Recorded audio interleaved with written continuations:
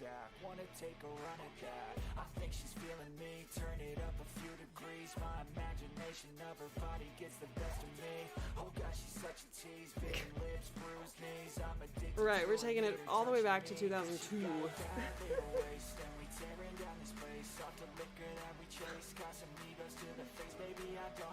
Yeah, I don't know about this set of, I don't know about this artist. Nah. Good morning! Welcome to the stream, where we start with very strange, pop music, rock music. It's what you get when you get, YouTube library. How is it? Is it too quiet? I missed y'all last week. I mean, we'll get into it, but I was in New York City, baby. And yeah, I was at the top of when people started messaging me and they were like, "Hey, just checking in on you. Where were you?" And I was like, "Oh, I'm at the top of the Empire State Building." And I'm not at my house or in my apartment. I'm not able to stream. Hey Hannah, hey Ashley, hey Zan, hi Sheila. Happy to see you. I am very happy to be back on the stream.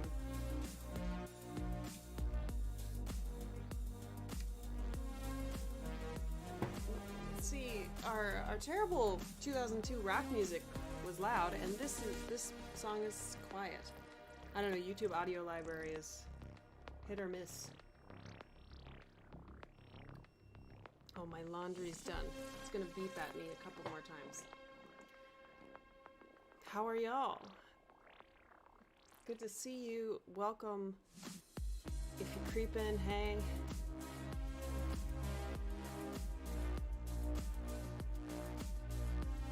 Well, I can't just stitch white for you, so. But I have to. This color, this light blue, purple, light purple blue, this is how much I have left of the skein.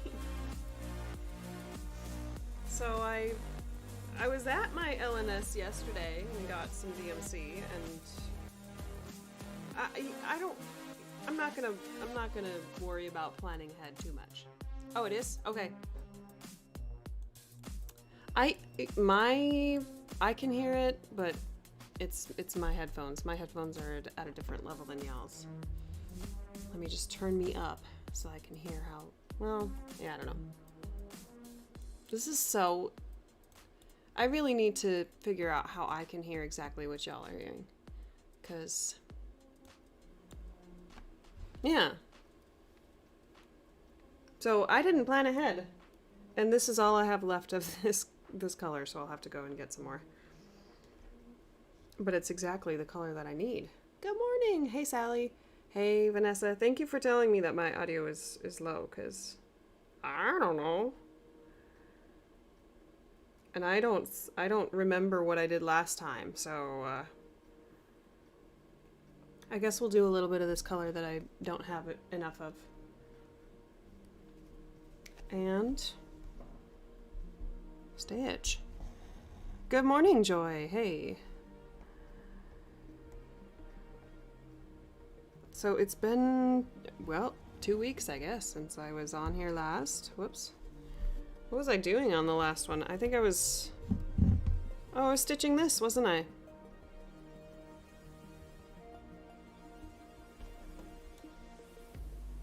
There we go. Right? Hey, human. Hey, human. I don't know what it is about the new year, but I'm like, we're all human.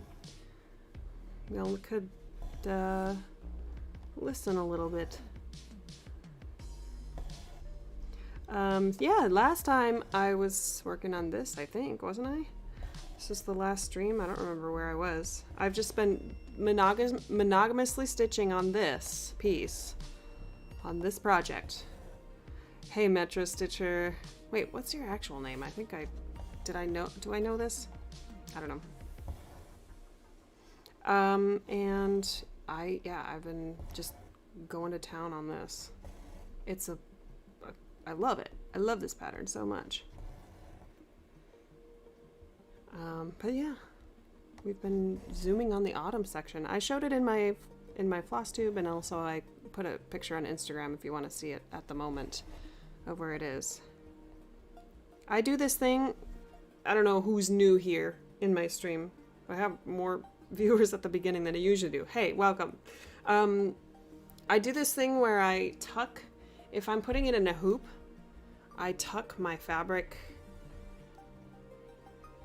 Oh, I tuck it in with this because then it covers up the stitches. I don't know if it keeps it better. Hey, Debbie. Thank you. I don't know if it keeps it better, but I just do that so it doesn't bend the stitches as much, but I'm sure you could do, there's another way to avoid that. But I like these rubbery hoops. Keeps it nice and tight. There we go. My voice is especially bassy today. I need to remember to talk in my regular range. I remember when I was in college for vocal. See, now this song is a little louder. Is it? Polaroid memories. So these names of oh, that's the wrong mouse. Of YouTube songs are just gold. I learned about, our speaking voices and how on average people speak like a third or a fourth lower than they actually should, because we tend to lower our voices, I don't know, to sound more dominant, I guess. I don't know. But it's actually unhealthy for our voice. Not like you're gonna blow your voice out, but it just puts strain on it. Vocal injuries are really scary. You can get maybe I shouldn't talk about this. You can get growths on your vocal folds. They're called polyps or nodes. Not good. I mean, it was a joke in Pitch Perfect. And it's true. It's real. Oh, let me show you something before I get my stitch counter out. I put this on my Instagram, but look at this, you guys, look. Yeah. I started using Ymir's teeny tiny floss.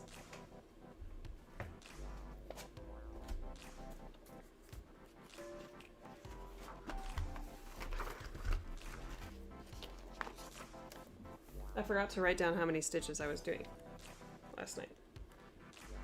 79.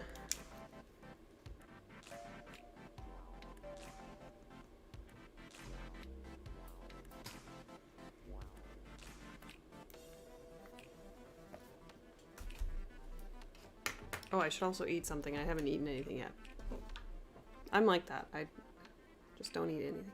Yeah, this is 40 count, 1/1 with 1 strand, full cross. Which I've been wanting to do for a while now, ever since I started following Ymir. Yeah, Sally, isn't it? It's like teeny tiny.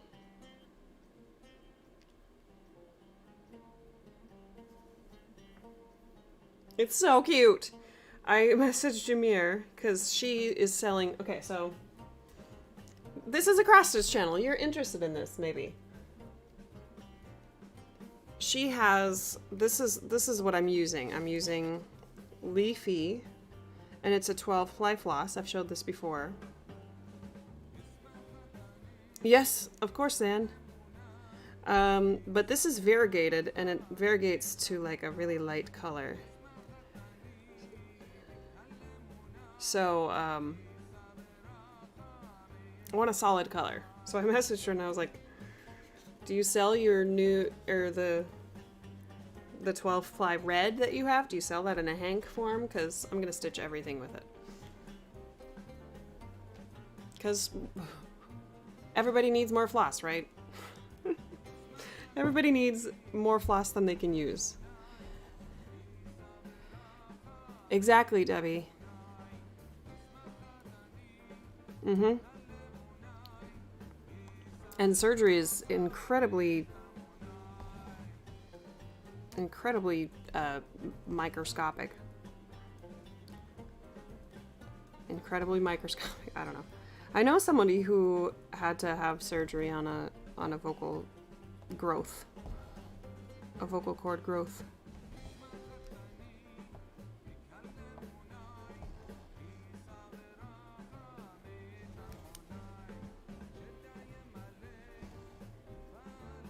I think my delay might be a little longer today. It took a long time after I clicked start streaming that it popped onto YouTube, so I might be you might type you might type a comment and I won't respond to it for a little while.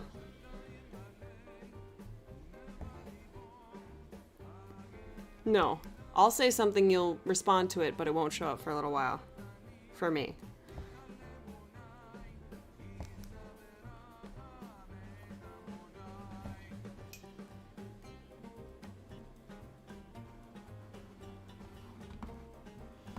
I don't know how to... I keep using the wrong mouse. I'm not quite sure how to fix that. Like, I don't think I can. I think it's just a lag that happens when you stream. Or maybe I need faster internet. I don't know.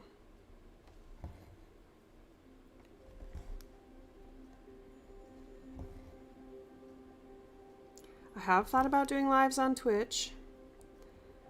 And I think I did try one time. All of the people getting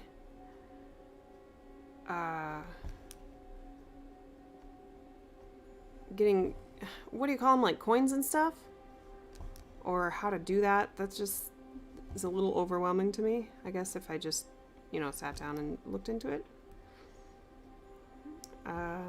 This is this that I'm stitching on right now is 16 count. The Ymir one is 40 count.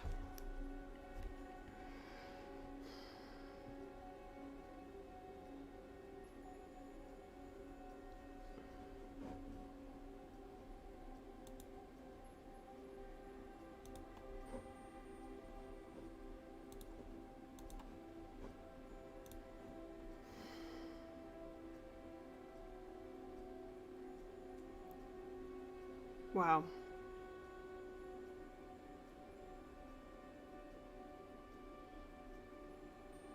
Sending love your way, Zan.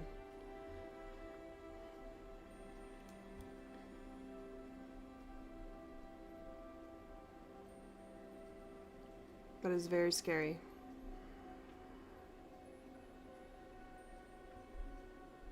Jeez. Oof. Yeah, sending love.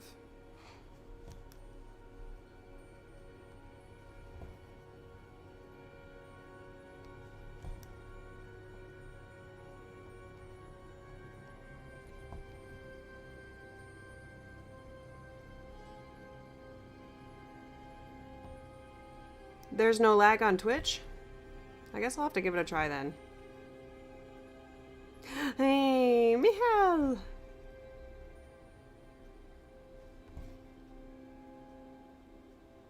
Sorry, we're just having a somber moment. You can scroll up in the chat and see what our friend Zan is going through. Hey, James. Welcome. Welcome to the stream. I'll have to Google that, like, why YouTube, streaming to YouTube has such a lag. I think it's like 20. I don't know. It's quite a few seconds. Today seemed like longer than usual, but I don't know.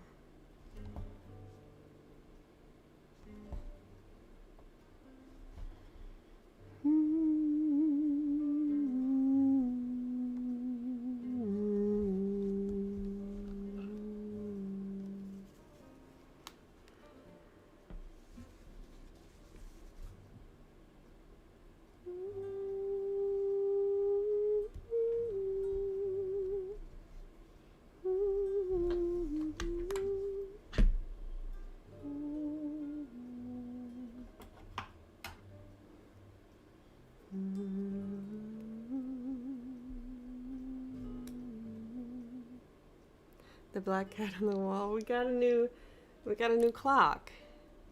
Dylan is saying we need a clock, so he got this one, and it's kind of like our little Susie. Ah, okay. I guess I have to go to Twitch.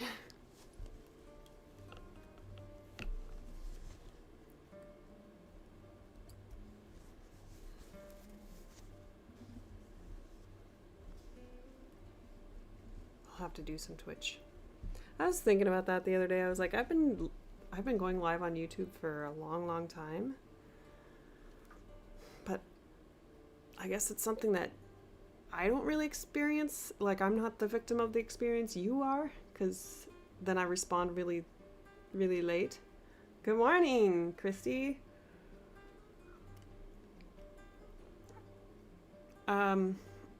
Yeah. But maybe it's kind of how my brain works. I circle back to things that I talked about a second ago.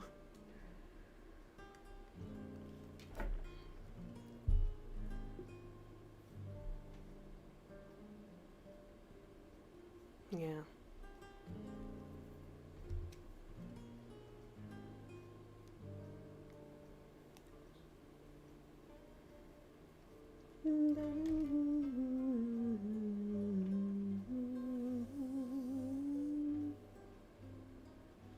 Did I say this is 16? Oh yeah, and the teeny one that I showed is 40 count. I have some, I don't want to be like a copier, but I have some 56 count on the way. Okay, this is going to be a no on this song.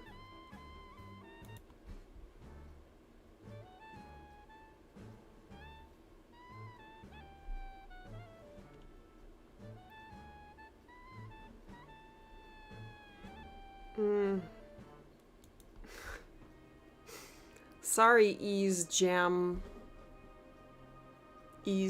Jams. Not good for me. Hey, Violet Stitcher. Oh, yeah. Okay, I'm gonna show Susie. You won't be able to see her face or anything. But she's in her cat tree, curled up.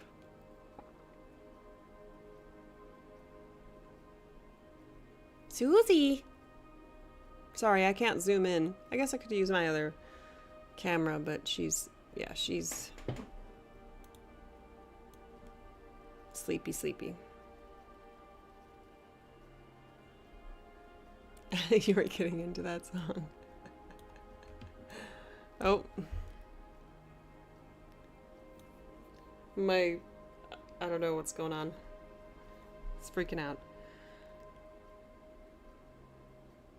You see Susie back here? Too, Grayson? I love that picture. It's so cute.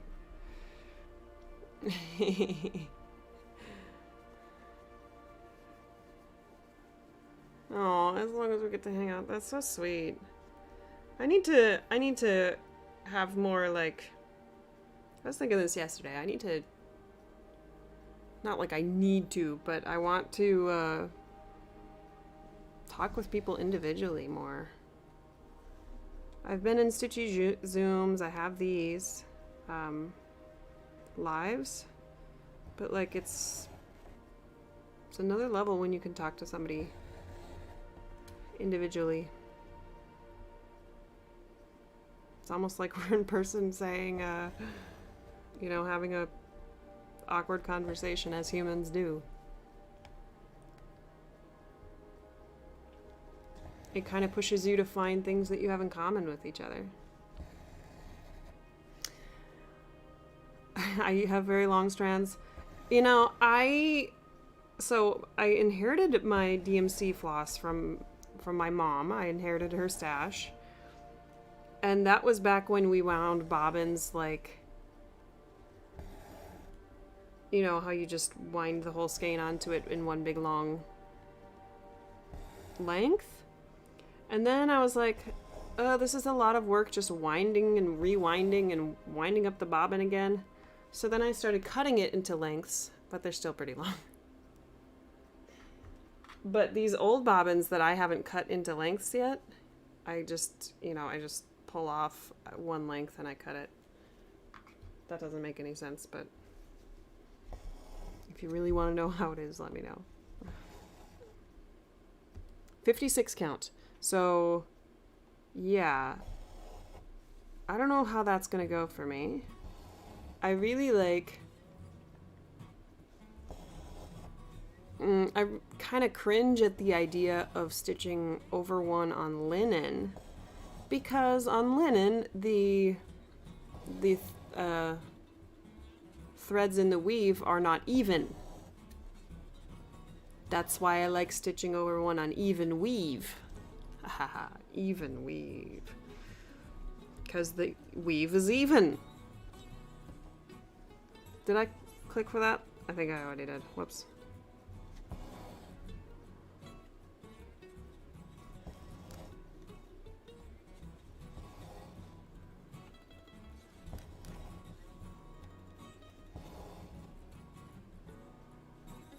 I don't know why this whip has been just languishing for like 3 months, but I guess some monogamous stitching just brings it to life, huh?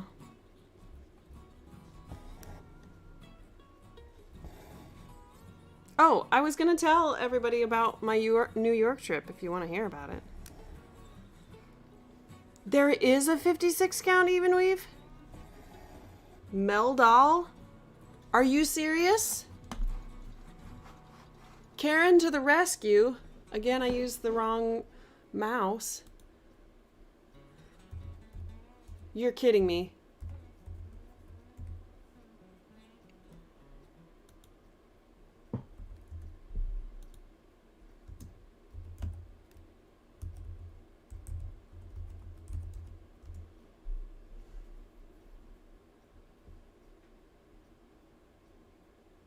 Oh, I don't mind. Sorry, let's get some music. Even weave freaks you out. It's actually, I mean, I'm sure you've tried it. Hey, Suzanne. I'm sure you've tried it, Debbie, but even weave, it's just, it's the same, it's kind of the same thing as linen, except the threads are all the same length. So, or the same width, the same size. Do you know of a website that has it, Karen?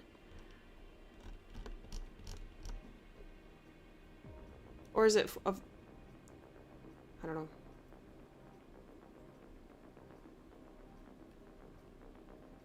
know. You're winding bobbins. Okay, but like, you do you, though. Like for me, I was just like, oh, I'm sick of winding bobbins, but that's a fun process for some people.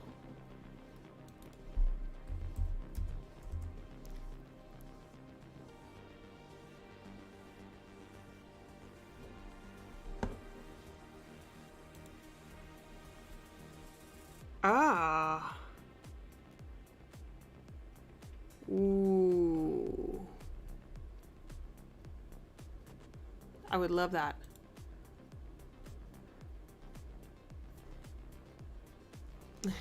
Tiny one. You can find 40 count even weave pretty easily. I haven't seen as much hand dyed. I like different colors, but you can find the 40 count even weave really easily. 123 Stitch has it.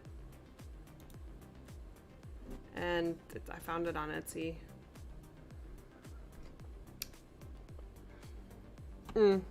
I mean, your eyes are used to what your eyes are used to. It looks very similar.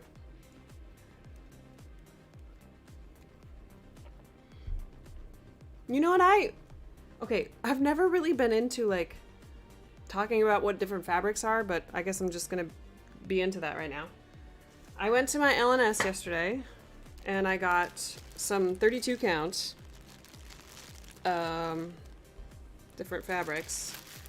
I got 4 cuts that are like 17.5 by 18 or whatever. And I was feeling them, and Lugana is way softer than Jobelin. I didn't even know like that was the difference, but I'm sure there's like what the fabric is made out of makes the difference. But then I was like, I like stiff fabric, so I bought mostly Jobelin, but then this pretty blue was there, and I was like, well, I'll find something, right? I'll be inspired somewhere to use that. So now I have a whole collection of 32 count, because I discovered that on 32 count you can still stitch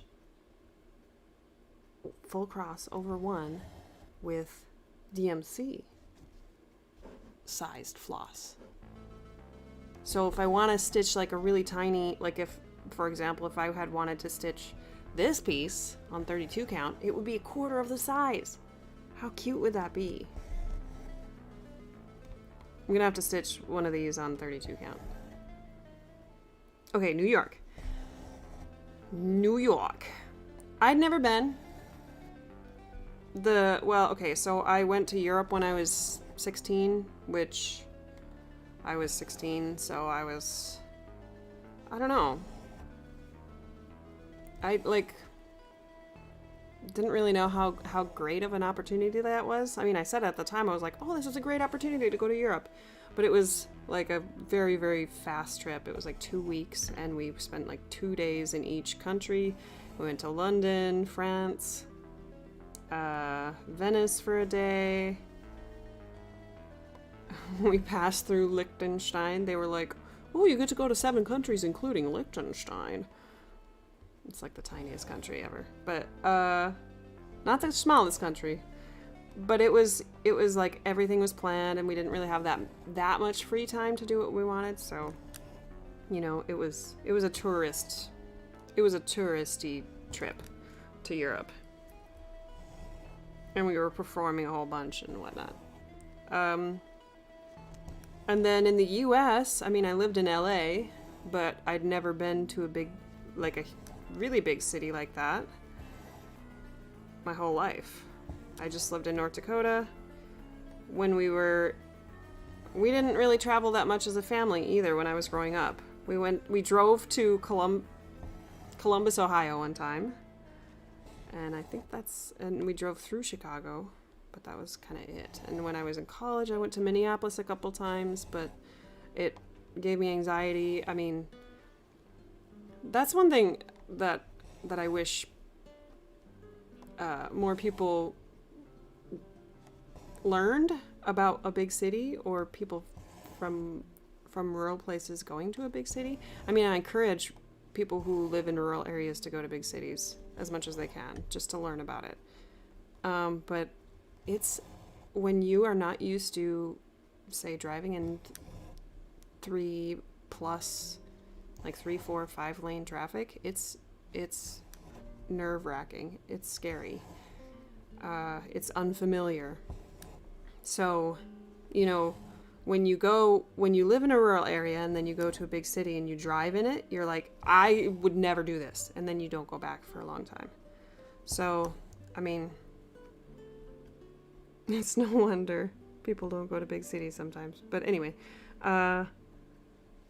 so my point is, I hadn't really traveled to a big city. And New York, I mean, I've seen it in pictures, I've seen it in movies, but I'm getting more and more convinced that unless we see it with our own eyes, we're not gonna like either connect with it or or believe it.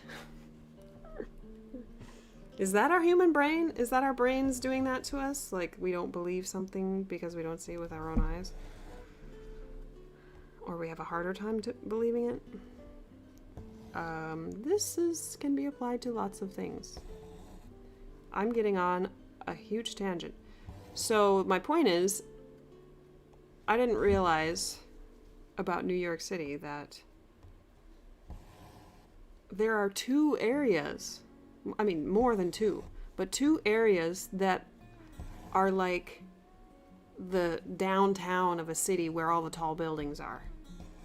So New York has downtown New York, and that's where the World Trade Centers were, and the new one is, and that's where Wall Street is, and you know, there are skyscrapers there. But then north a couple miles is Midtown, which includes Times Square. And I was like, wait, Times Square is not in the downtown area of New York? Like, that just seems like something that a landmark that would be in the downtown, because so many cities, the landmarks are in the downtown area. You know what I mean? And New York is so densely populated. There's so many people on that island that there's just two areas where the buildings are really tall. And the Empire State Building is in Midtown. And I guess I just never thought about that. Never thought to Google it and look at pictures of that. Just to be like, oh, exactly what does New York look like, and go on Street View and stuff. So, yeah, that was a foreign concept to me, and it blew my mind, but I was like, wow, this is beautiful in a way, but overwhelming. Like, it was a really good thing. Really cool to see. Another, I guess, concept about being in New York. Is it really an island? Let me just look at Google Maps. No, it's like a peninsula.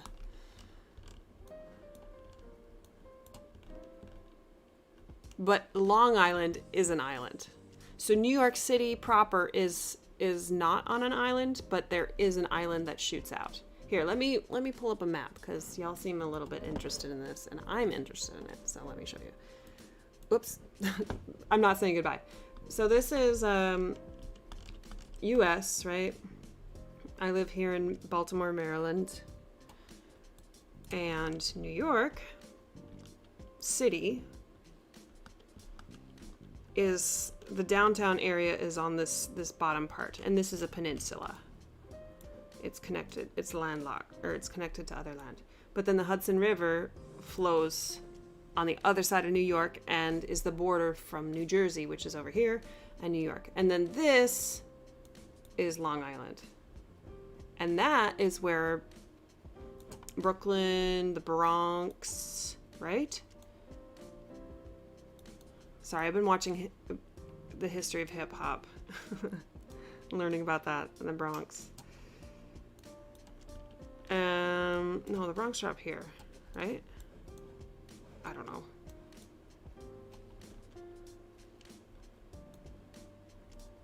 Queens. Oh, there's the airport. So then, here's the Statue of Liberty and whatnot. So the downtown area is down here. I know you can't see here. Maybe I'll do this. See, this is the downtown area. The World Trade Center building is down here too, somewhere. There's the stock exchange. Dylan took a picture in front of that. And then you go up here, and this is also skyscrapers up here. So the Empire State Building is there. That's where I was when some people messaged me and were like, hey, are you gonna go live this week? And I was like, no, whoops. I can't type with one hand.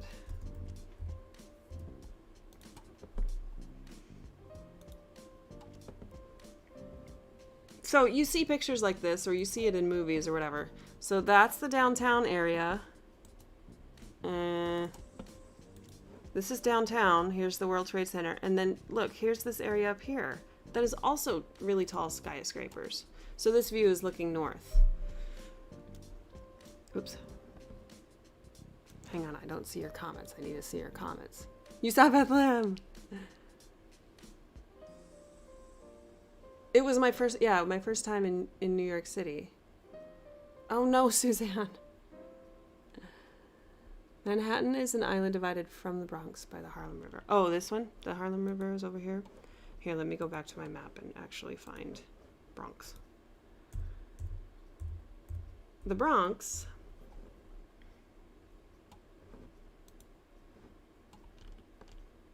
Oh, it is on the island.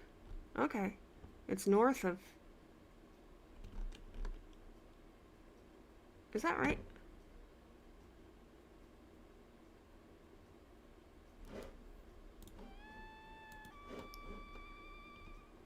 More clarinet. Oh, and then here's Central Park. It's huge. Central Park is huge. But then, you know... Here, let me plop you downtown so you can see... Oh my goodness, okay. Let me plop you so you can see these buildings. See, everywhere you look, you just look up and there's buildings. Tall buildings. Whoops.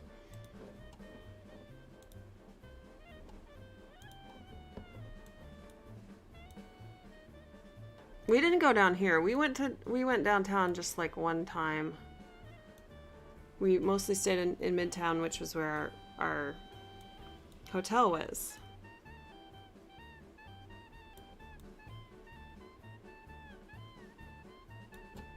Oh, here's the World Trade Centers. So then here's the memorial for the... Whoop. Ah! Now we're in Del Frisco's Grill.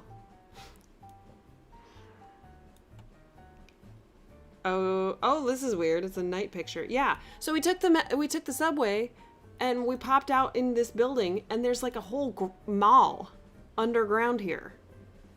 So we got on the New York subway. It popped us out here. We were like, whoa, look, here's a mall. And then it was like, get out of it here. And we walked out, and we had been underground the whole time. So then there's the One Trade Center, and then the memorials are down here. You can see pictures of those. Oh. Yeah, New York City is between two rivers. Okay, we're gonna stop this. It's the Ease Jammy Jams again, dude. Or lady, or person, stop it. I don't like your music. Sorry. Yeah, so then that's the downtown area, and then you just hop on the subway for $2.50 and you go up here. Also, I would never want to drive in New York. Oh, Semi, what are you doing?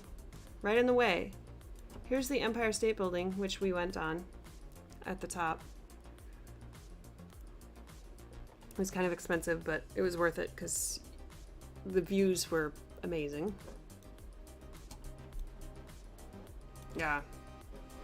And then, let me see if I can find our hotel.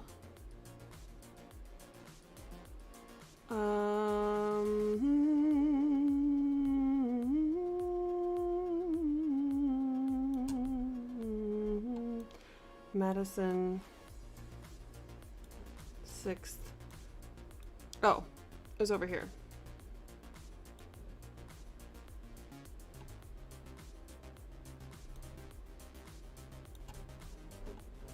Look at me knowing exactly where in New York I am. Is this it? 37th. Or were we on 38th? I don't know. Oh, there it is. We just never walked that way. We stayed at this hotel. Oh yeah, we didn't go to the Statue of Liberty.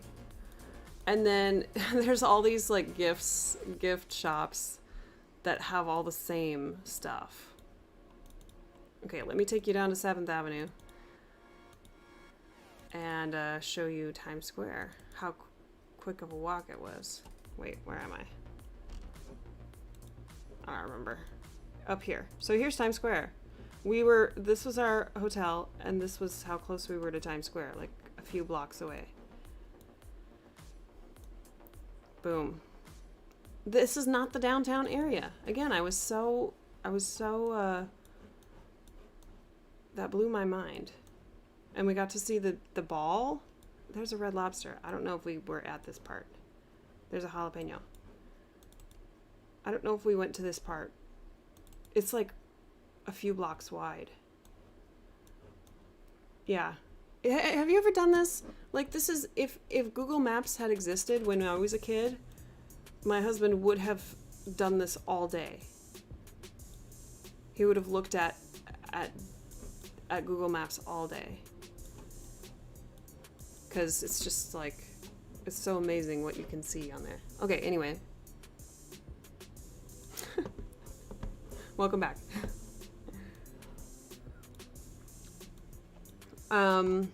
Yeah. What was I talking about? My experience there. Oh, the subways. So I don't really understand the concept of public transit.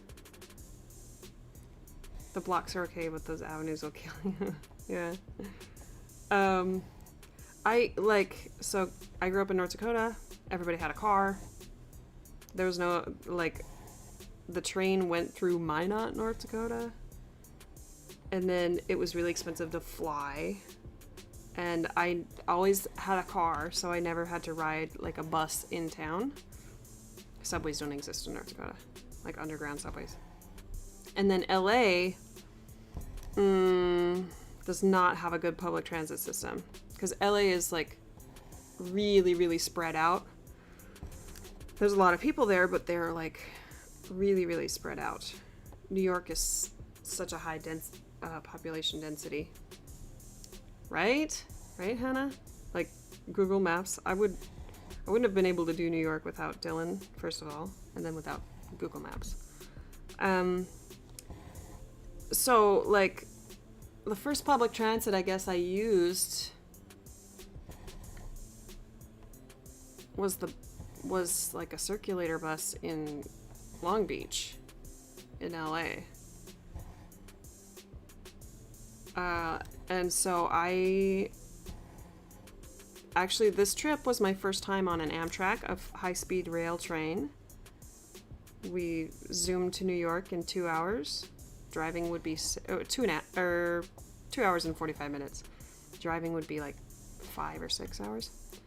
So I'd never been on a train that goes over 100 miles an hour. That was fun. And I'd never been on an underground subway. I don't think I had. So, it's very disorienting if you've ever ridden a subway. Maybe you know what I'm talking about. But you're walking on the sidewalk and you see, oh, okay, there's some stairs that are going down. Okay, so let's go down.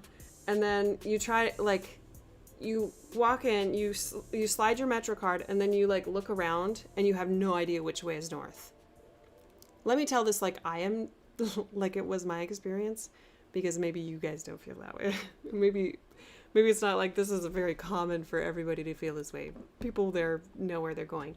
So I looked around, no idea which way was north. And I'm pretty good with directions if I know which direction is which, but you do so many turns and I was really stressed out. Oh, I hope we get on the right train. And it comes, the doors open for less than 10 seconds. They close, the train leaves. So this is something that I got really anxious about when I moved to LA. I was like, what if I'm supposed to be on that road? Or what if my car is supposed to be over there? And that's where the direction I'm supposed to going, but I'm on this road. And it felt so, I don't know, I didn't know where I was going. and I went the wrong way. Same thing with the metro. I was like, I hope we're on the right train. And then you just like get off at the stop that Google tells you to get off, and then you like walk up and you're like, okay, I'm out on the street. Which direction is which? Which way are we going? But New York, they named the streets, or they numbered the streets. So like if you're on 37th and you have to get to 39th, you're like, okay, I need to go the direction that the numbers are going up. I haven't even gotten to telling you what we did. I'm just telling you like all the things about New York that are fascinating and confusing the first time. But we rode the subway. It was pretty easy to just get a Metro card. I learned this, that you can fill it with time or money. So if you want unlimited rides in a certain amount of time, then you can pay, I think for 7 days it was like under $40. And if you're riding the train a lot, that would have been a good price. Like we were there for 3 days and we rode it almost enough to have warranted buying that pass. But anyway, so it's like $250 to ride it, and it takes minutes to ride it to get from point A to point B. So, I mean, it's all on Google Maps. Like, they track it on Google Maps, and you say, okay, I need to get to this location, and it gives you directions based on the subway. Like, I don't know if y'all use Google Maps, but then there's a walking option, there's a driving option, and then there's a or a flying option, and then public transit, and I never used that. I didn't know Google tracked all the public transit in big cities. Anyway. So I got to ride the subway.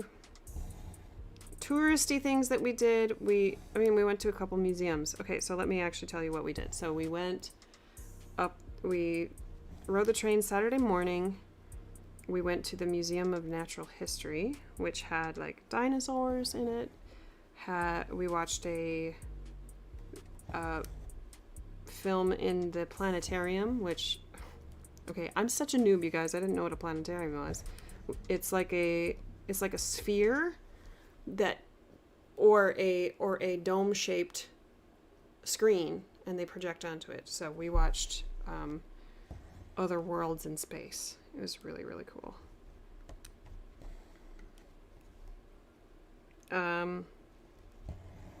Learned that our planet is gonna die eventually. And what else cool did we see there? We saw lots of birds. That was really fun. Dylan wanted to see the bird exhibits. We didn't get through the whole thing, obviously, because you can never get through a museum in a day. I mean, you can barely get through some museums in a day. And then we had a dinner date with Dylan's cousin. We had this really spicy Chinese. We took the subway to see him. He lives in,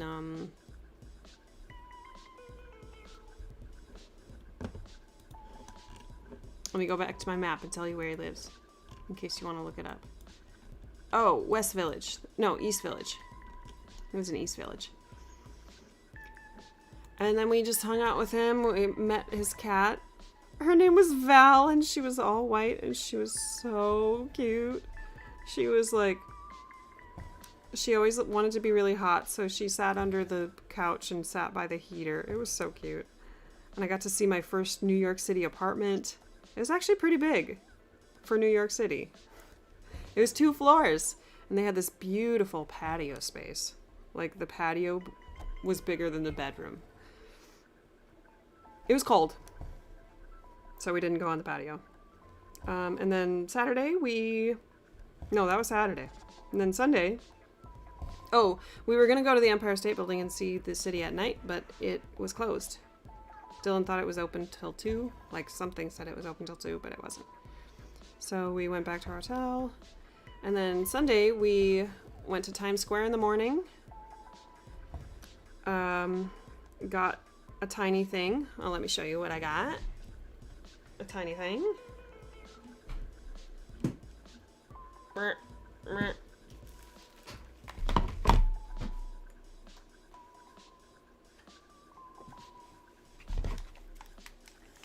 actually didn't have this in my floss tube video, but I got this. Whoops, my bad.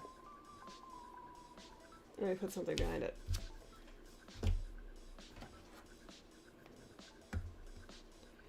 You know, these touristy trinkets that are everywhere.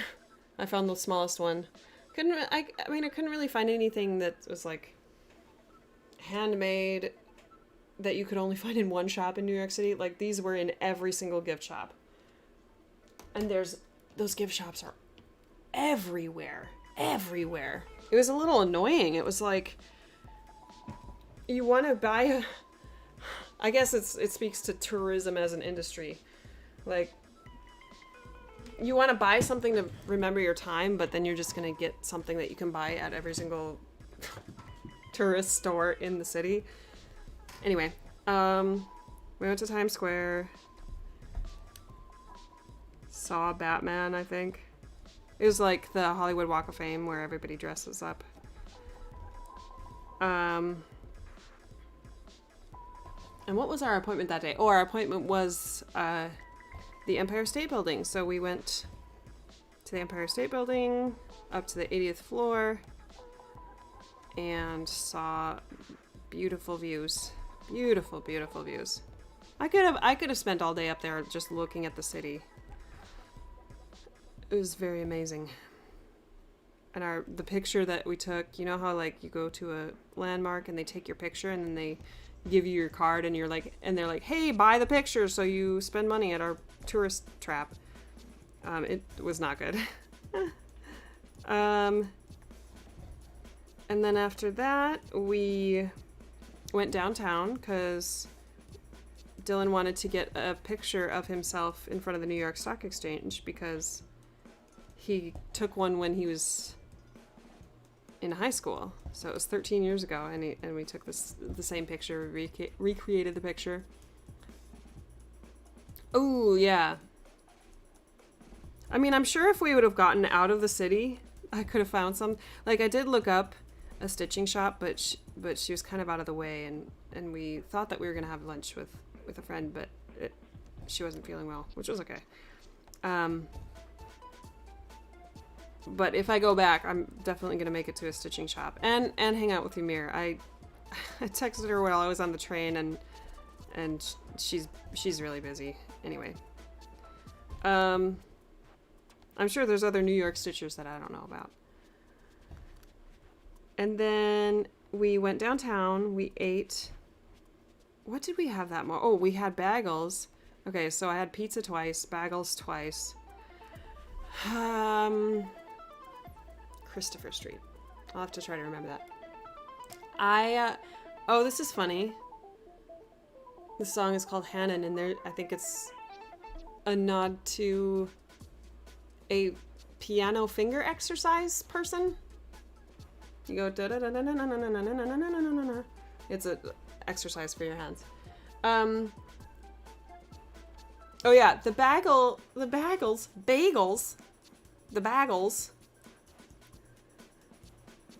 Yeah, I wish we'd have gotten to New Jersey too.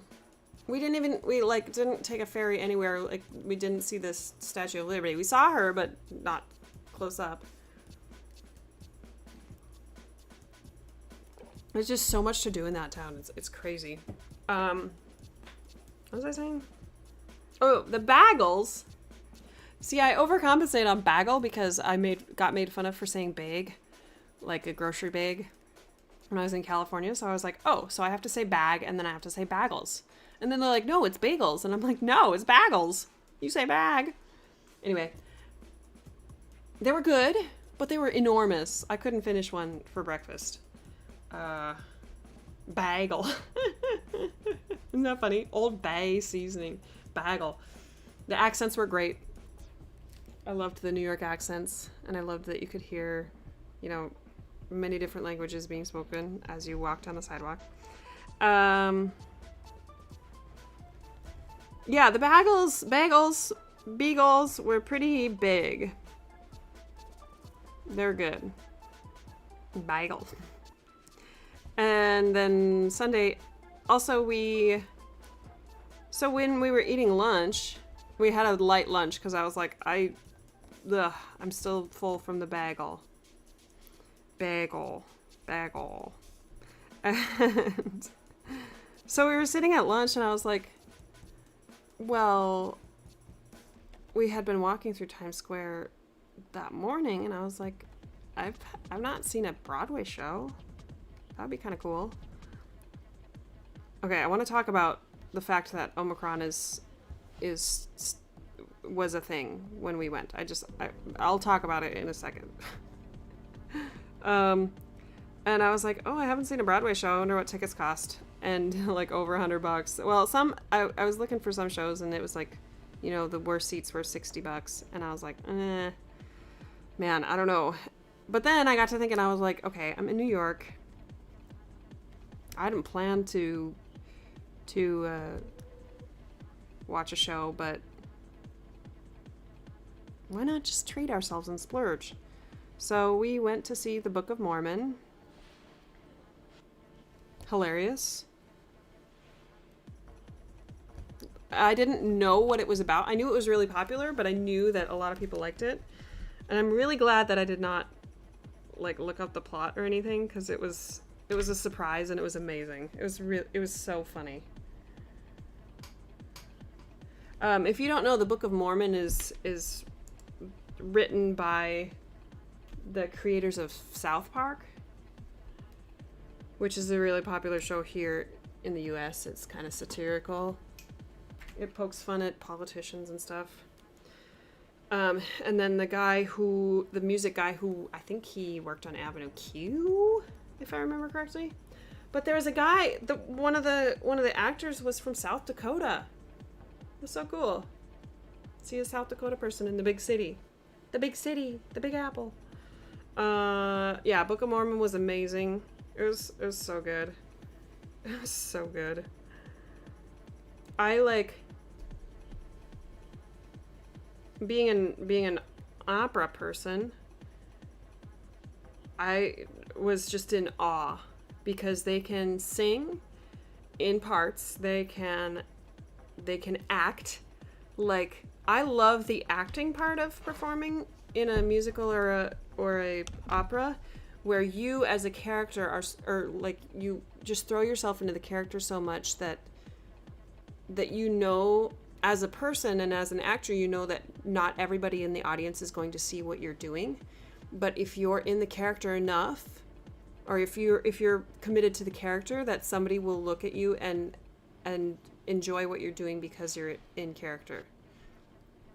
So for example, like if you're playing on, if the main character is in the middle of the stage and there's other actors like on other parts of the stage, watch the other actors. They're still in the scene. And that, like, when I taught musical theater, that's what I really focused on, was the background people. Because, like, I mean, yes, the main person is important, and you do have some coaching to do for them, just to, you know, put them where you want them. But what really makes a show for me is when the background actors are just on it, and they were on it. It was, oh man, it was so good. And then there's dancing. So the Book of Mormon, they wanted, when they were writing it, I learned all of this stuff because I've been obsessed with it for a little while. They wanted it to be like a classic musical that has a tap number and a swing number and the top hats and the like character who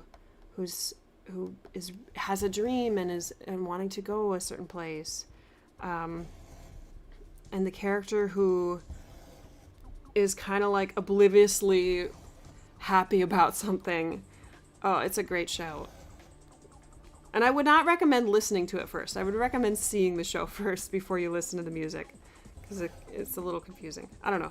You can't find it on Blu-ray, so maybe, I mean, if you want to hear some of the songs, but context was everything. It was visually an amazing show.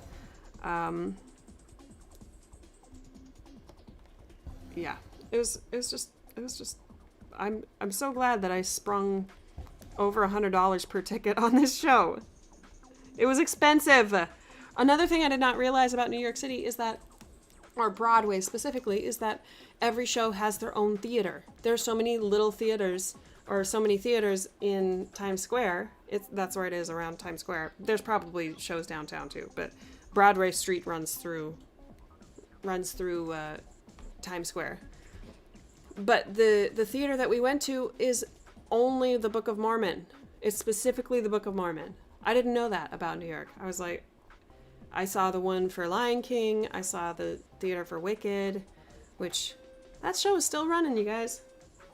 I don't know how they keep such tight. I mean, I do know how they keep such tight wraps on it. They just, and I guess if you see it on tour, like I was gonna see Hamilton on tour in LA, but it got canceled. More coffee. I haven't drank very much coffee right now. This morning, I've just been babbling. So I've been listening to the soundtrack. The soundtrack is on Spotify of the original Broadway cast, which had Josh Gad, Olaf guy. To be honest, I don't really like listening to his songs because I'm like, all I hear is Olaf. All I hear is Olaf. I'm like, Mormon Olaf? I don't know. And I didn't really like Olaf as a character either. Sorry. Oh, yeah. When I went to London when I was 16, they included that in the... Wait, did they include that in the price of the trip? I actually don't think they did. But we went to a show. I saw Les Mis in London. Les Miserables. Yeah, it was amazing. I found this this series on YouTube of these just short clips of them talking about stuff about the show. So that's how I learned that, like about all the set design and the lighting design, like how much work and thought and effort goes into that. Yeah, the set design person in the video, right? I mean, that's what the Metropolitan Opera does, but they have this crazy amount of space backstage and in the wings so that their sets can live in those areas and everything is automated. Like, I wish I would have been able to see an opera, but we didn't have enough time. But like at the Met, if they're having 7 shows running at a time, or I don't know if it's 7, maybe 3 or something, all of their sets are built and they're all able to slide in and out from the stage, or they come down from the top and back up. But the set for the Book of Mormon, spoiler, their mission trip is to Africa, and the set designer was saying like how meticulously they worked on researching, what it actually looks like there, and then, placing even the smallest details, like strands of straw on the set so that it could be authentic to a degree, and then the costume designer said, like, she talked about some of the things that she did. Like, there's this character who is kind of like an imaginary, like an imagination of what Africa will be like. So, but she's a housewife. So the costume designer created the costume only with things that a housewife would have, and not just like make it, oh, this is kind of like an imaginary scene, so we're just going to make the costume whatever it is. Whatever big amazing thing that would be in an imagination. But actually, in the scene, the parents hired this housewife to create this imaginary scene. You are? Yay! It's hilarious. As for the price, yeah, exactly. Everybody puts so much, and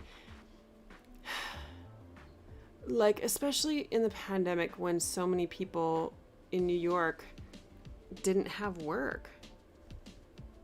Like, that's their income, and honestly, you can say, and I mean, it's really hard to know where your money is going, especially in the US. So you can look at it and be like, oh my gosh, 120 bucks, that's really expensive. But maybe they were 130. I think the tickets were 130. I mean, what I can complain about is a handling fee. We were going to buy them from Broadway directly, or whatever the ticket website is. And the handling fee for each ticket was like 40 bucks. And we were like, what? So Dylan went on SeatGeek, and the handling fee was less. I don't know what that fee goes into. I don't know who gets that, but wasn't about to pay it. But then, you know, our seats were fairly close to the stage, and so you get this like really intimate connection with, like, I'm pretty sure I met eyes with at least 3 of the ensemble members. So they're like really interactive with the audience. It was so good. I haven't seen Lion King on stage, but I think that it is really amazing. Phantom of the Opera. I saw the theater for that. Dylan saw Wicked when he went 13 years ago, and he was. It's a bigger theater. The Wicked is performed in a bigger theater, and that one has a lot more like pyrotechnic, stunt type things in the show, which can be really amazing. Like visual effects are really awesome. But the Book of Mormon was in a small theater. There were minimal pyrotechnics, or whatever you want to call it. And like they made magic with their acting and with the lighting design. It was really, yeah. Like, what is that?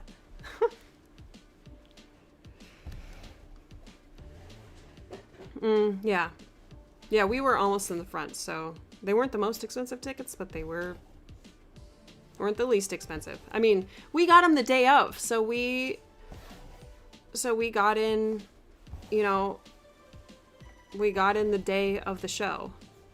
It was maybe like 5 hours notice 5 hours before the show that we bought the tickets. What else? There was one other thought that I had that I wanted to share. Oh, yeah. When you're watching an actor, and they talked about this in the videos about Josh Gad, is that, or maybe it wasn't Josh Gad, maybe it was somebody else. Yes, off-Broadway, like,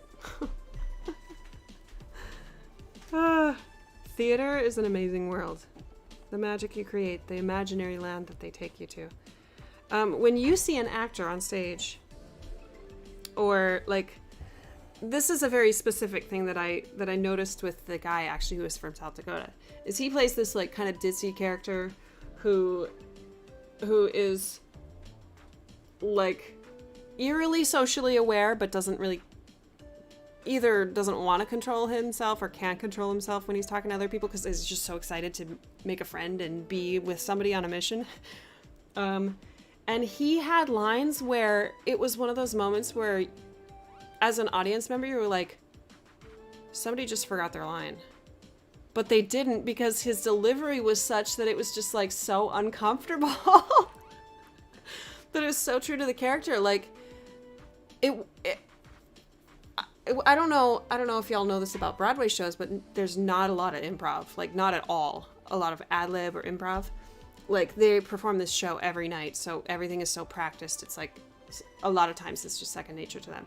But he still, like, it was still fresh, and he still made it feel like people were forgetting their lines. Because he would like kind of just taper off, and it was like, oh, that's just the character. It was really good. He was hilarious. And the main character that we saw was a swing, which is somebody who is like a cover for the part, but he's not an understudy. I don't know how all that works. But he was a swing, and it was kind of, he was fresh to the role, but he killed it. It was amazing.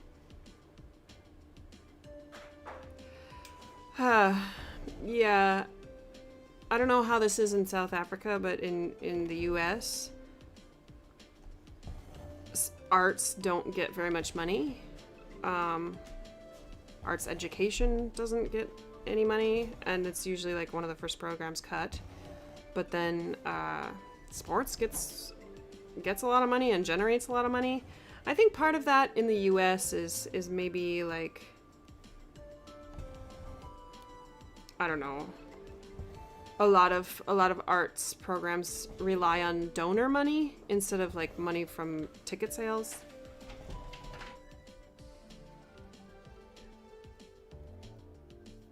You would wonder if maybe we should reevaluate. Hey, Nicole. Some of the arts that we're performing, because maybe it's just like not relevant. And no wonder why a lot of people don't like classical music. I don't know. I mean, if we keep performing the music of old white dead guys, it's not current. Okay, unpopular opinion. Yeah. Oh, that's a dream job. Being an usher and being able to see the show a whole bunch of times.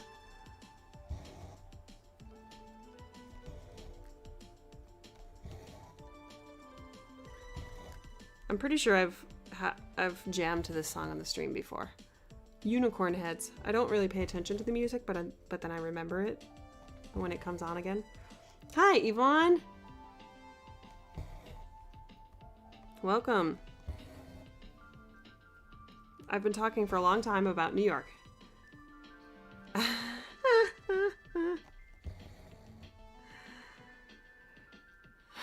That's sad, Zan. I mean, kind of here too, but instead it's actually private businesses, private companies, and billionaires that are running the country because they run the government.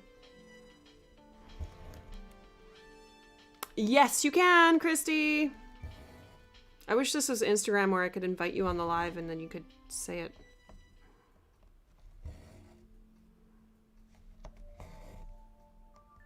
I mean, I live in a state where...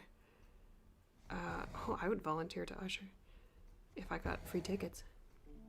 I live in a state where music is not required in schools.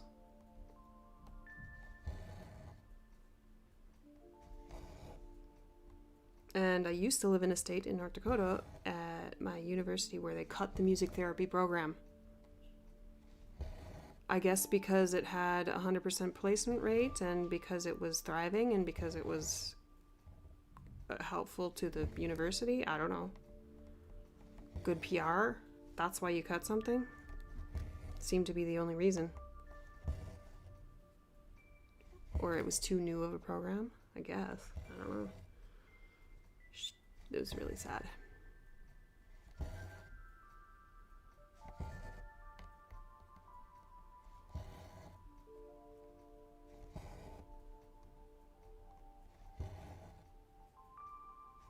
Going to that show made me want to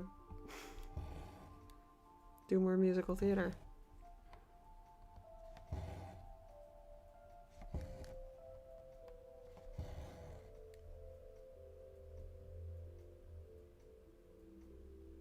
Yep.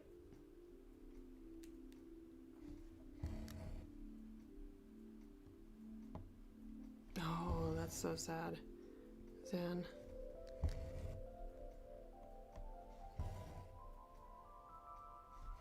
Yeah.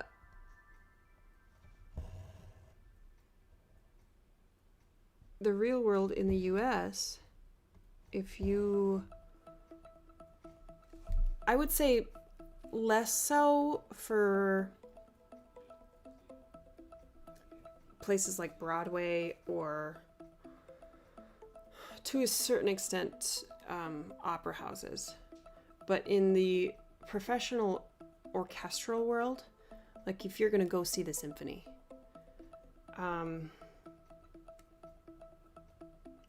the people in those symphonies have either been there for 40 years and they got the job in the 80s and they're about to retire, or their parents had money to afford music lessons for them when they were 6 years old. Either that or they worked really, really, really hard for a long time on their instrument.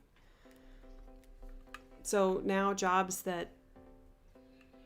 So like, for example, Dylan has been auditioning for military band auditions.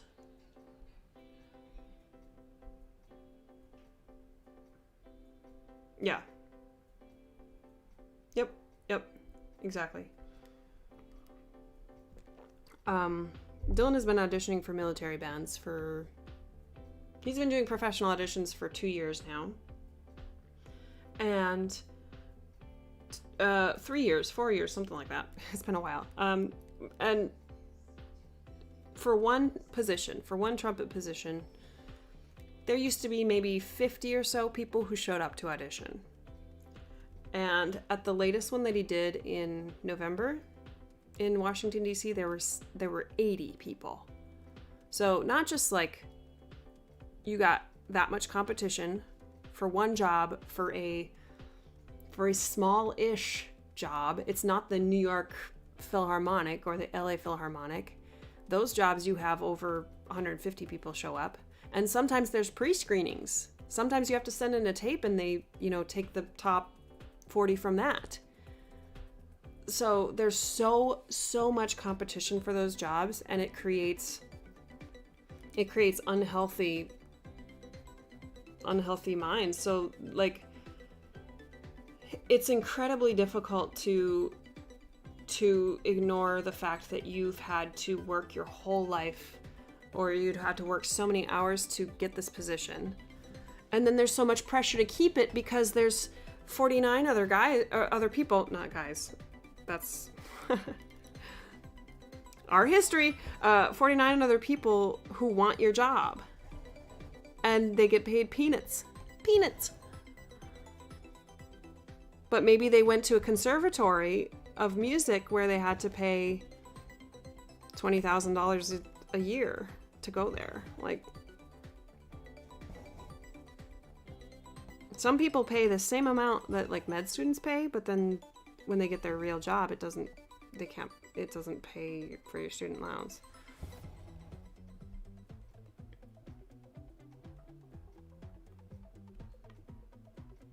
Yeah.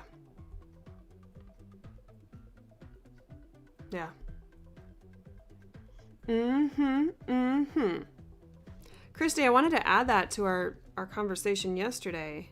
And this is true of, this applies to our world too.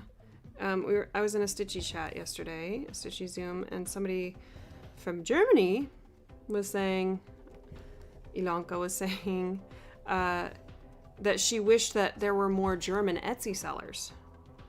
And I'm just gonna say, I hadn't thought about this before, but Christy was like, oh, okay, bye Michael, have fun. Christy chimed in and said it's because they get paid enough so that they don't have to create a side hustle. That means like they get paid enough in their day jobs so that they don't have to try to make money off of their hobby, like a lot of people who are on Etsy have tried to do.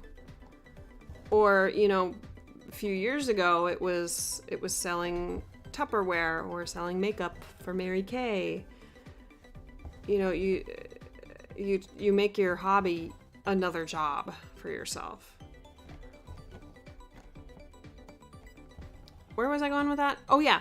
So, but then you still have people who like think that paying the value of the work is too expensive.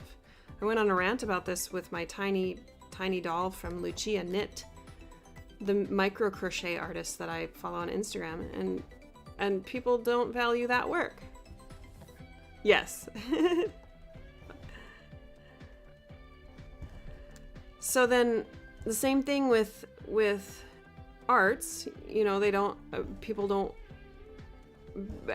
in the US specifically, like in a capitalist society where you have access to goods fast and cheap, that's what you expect. and then something that then you have people who have spent a lot of time and effort and money and their own resources on their craft, but then and then they try to please the consumer by lowering their prices, but it's not I don't know, that's not really like, then you don't feel as gratified and the work is not as enjoyable when you're being gypped. But I hadn't thought about this, like there's not very many German Etsy sellers or other countries because they get paid enough, and if they were going to make project bags or needle minders, and Michael said this too, like that it would like they would rather just give it to their friends or do a one-time sell, because it's not financially, it doesn't really benefit them to sell on Etsy. But then people in the US are like, oh, I don't make enough money to buy my crafts, so I'm gonna try to sell something on Etsy, which is another corporation that takes money away from the creators.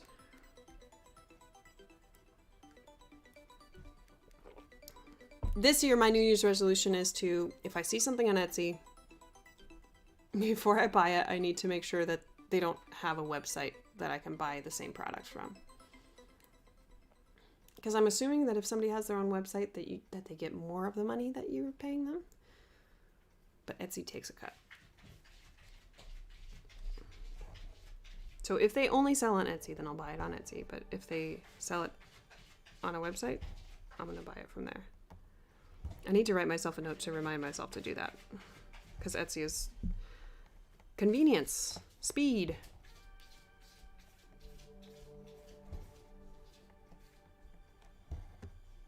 Whoop. Bump. And then if it's a... yeah. Oh, I was going to add... I forgot. I was going to add to the conversation about the New York tourist stuff. I don't know if you can hear Susie using the bathroom. She's scratching in her litter box. Like, it was so frustrating going through New York, seeing all the same products, all the cheaply made products that were made in China. It's not China's fault that New York or that the US wanted cheap stuff, so they just exploited Chinese labor. Anyway, I couldn't find anything that was like New York specific, that was like by a small creator, Instead, it was all the touristy stuff.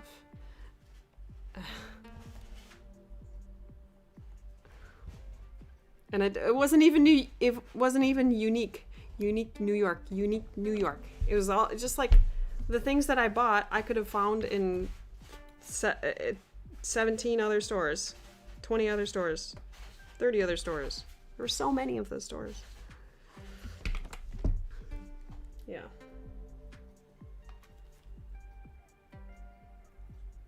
This is America. Oh, I didn't finish my New York story. I gushed about Book of Mormon for so long. And then Monday, I think we went back to Times Square because I hadn't found a tiny thing that I liked enough. Yeah, we did. And I found those mini brands, paid way too much for them. And then we went to the Modern Museum of Art, MoMA. And I saw Starry Night. I saw the actual painting! I mean, there were lots of other cool art exhibits. There was this, I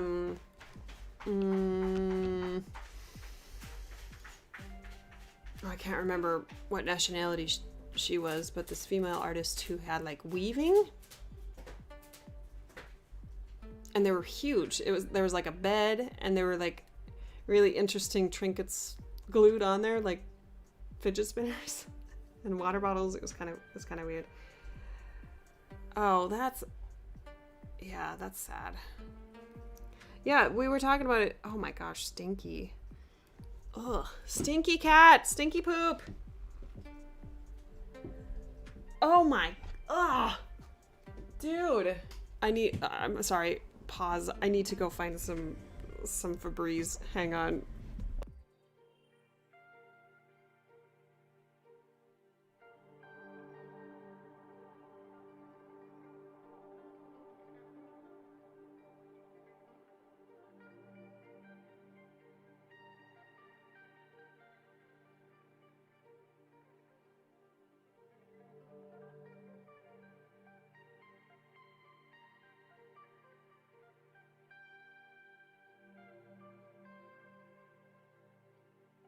Ugh.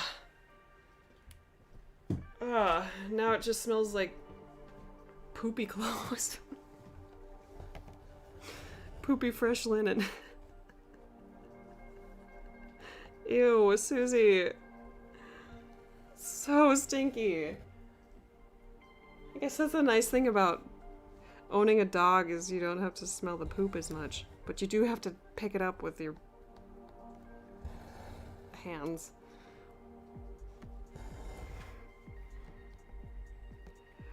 Yeah, so poor handmade places can't keep up. Because you spend, rightfully so, you spend more on handmade, you spend more on things that are not mass produced. Yeah, so then we went to MoMA, I saw Starry Night, couldn't find anything in the gift shop that was small enough for me. So I didn't get anything in the gift shop. Not even a Starry Night print.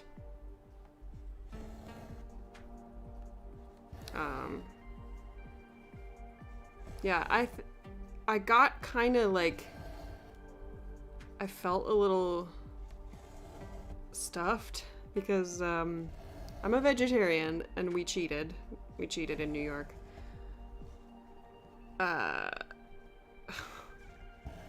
And it was just way too much meat on the sandwich that we got. So I felt really sick. Not really sick, but like, just like groggy and gross and full.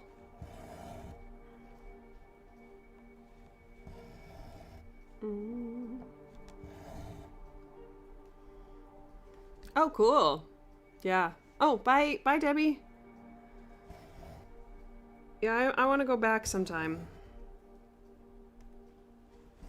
I mean, call me crazy, but I could see myself living in New York for a little while.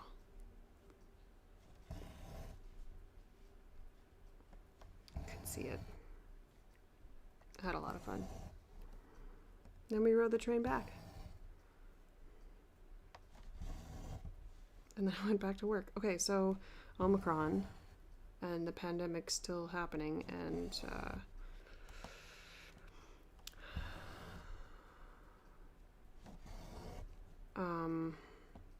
yeah. We returned from North Dakota. I guess I was streaming around this time, but I wasn't talking about it because it was I don't know how to feel about that. Like, so many people are so over the pandemic that they're still not being safe, or like maybe not being safe, but just like, I guess you can categorize me in this you can put me in this category too, like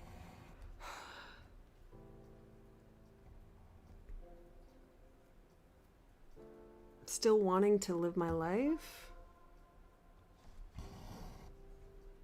I mean, vaccinated, boosted, wearing a mask, doing all those things, and yet still this disease is like, nope, I'm gonna keep infecting people, keep mutating. So, like, being an educator, and I guess I'm just gonna speak out on this. Hearing city leaders and hearing school district leaders, like superintendents, say schools are the safest place for our children right now. I mean, if you're gonna... in my eyes, that is a completely false statement. Because we get tested weekly, but not all students get tested. So there's still a lot of unknowns.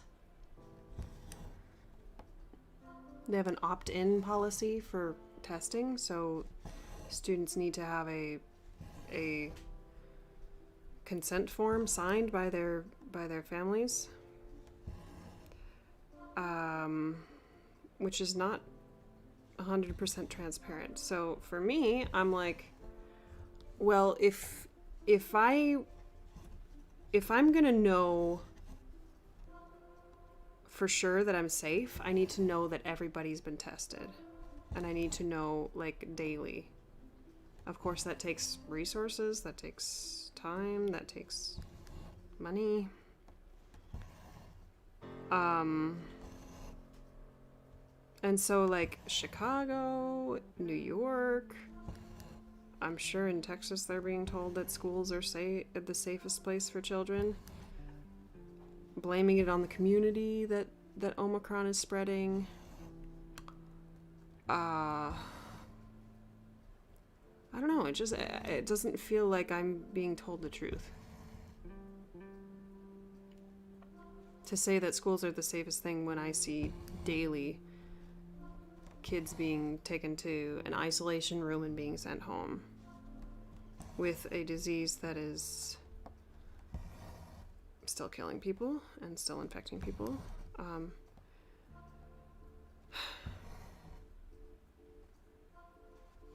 I still see cases where, you know, people are completely healthy and then Omicron just like kind of kicks their butt, or people are still dying from it. So, or people who are still trying to be really careful because they're immunocompromised, or they have a family member who is, like, it's still serious. And to be told that in-person learning is the safest place for children, I'm like, not to use like I'm gonna use a complete buzzword, but I feel gaslit. I feel like I'm being lied straight to my face.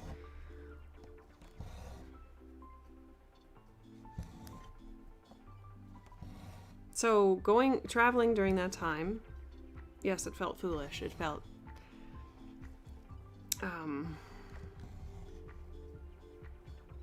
yeah. Still feel a little guilty about it.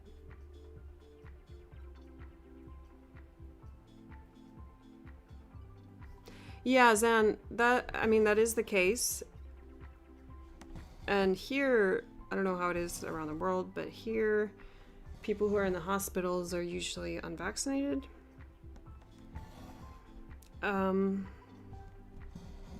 But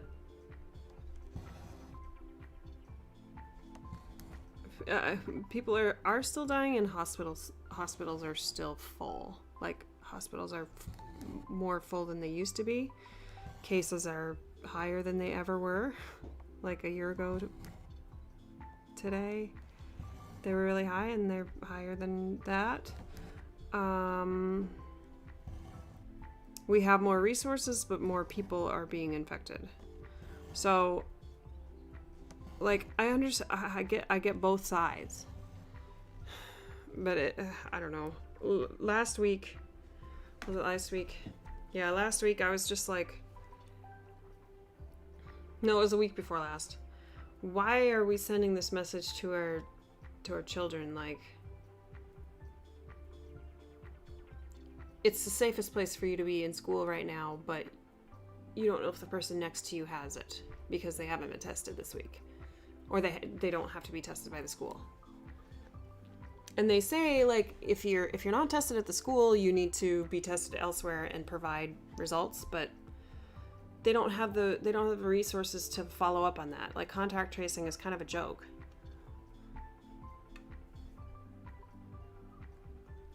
I mean, that's true, Zan. Here too.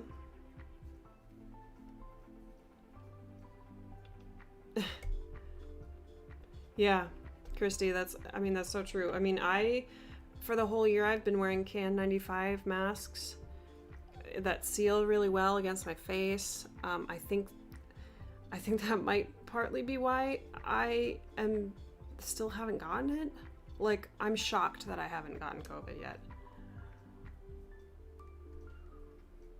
That's probably true, Zan. This is the USA. So I think our vaccination rate might be 80%.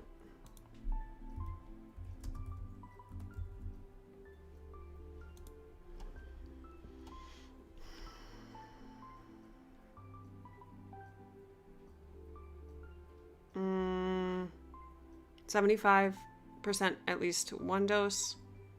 63% 2 doses. 25% boosted.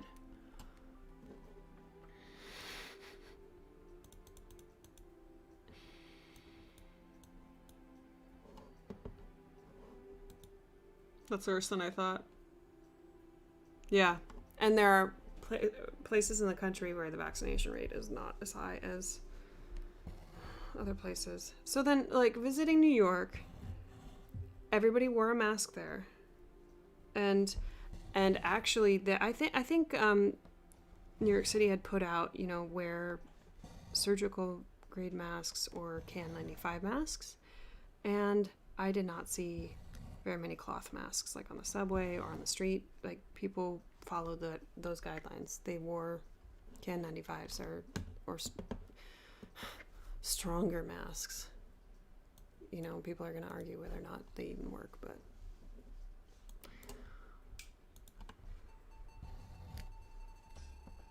this is the reality that we live in. Yeah, so, I mean, part of my thought process was, well, I'm going to be just as safe as in New York as I am in my job, because my district leadership has kind of, proven to me that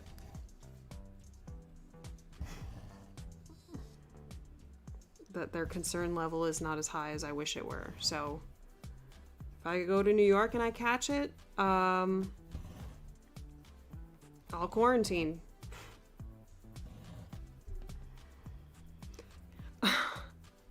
What is that like, Zan? What is that like? That's awesome. Yeah, that's awesome.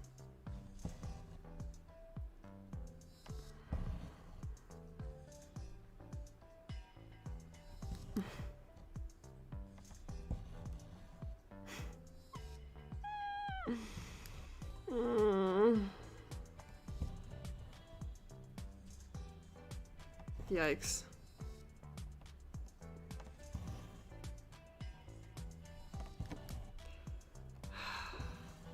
Yeah, it's still just like heavy on my heart, but if I think about it all the time, I'm just gonna like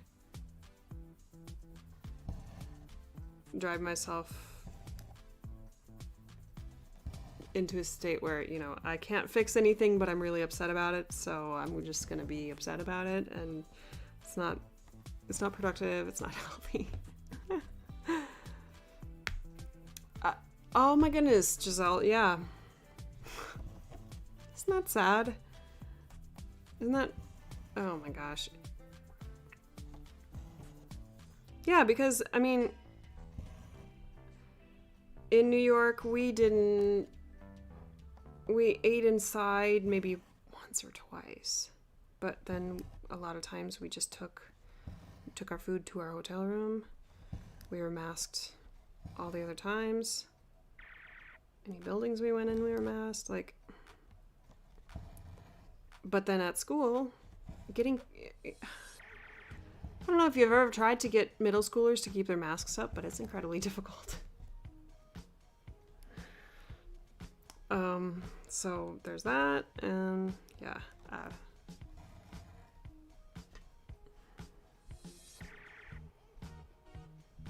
Yeah, Joy. And it happens so quickly, right? You just get it, and then this whole network of people that you come into contact with is affected. Oh, Hannah, that's sad.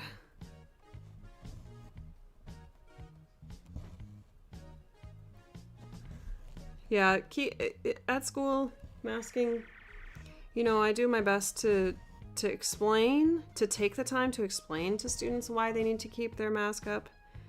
But they're middle schoolers, and some of them, like, don't even listen to me when I tell them to sit down, so why would they listen to me with a mask? So I try to just, like, be like, hey, dude, or person, hey, person,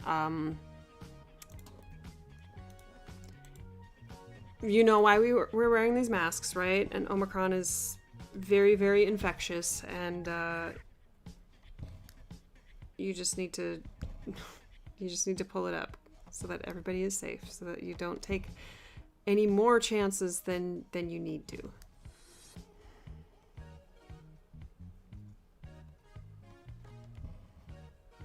Oh no. Oh no.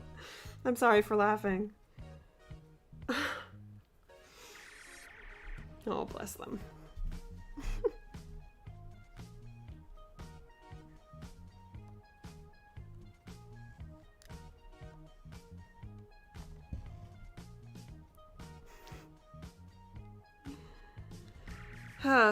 Yeah, you know, especially young children who haven't learned about the world or can't, like, don't have the brain comprehension to, like, really comprehend what is happening.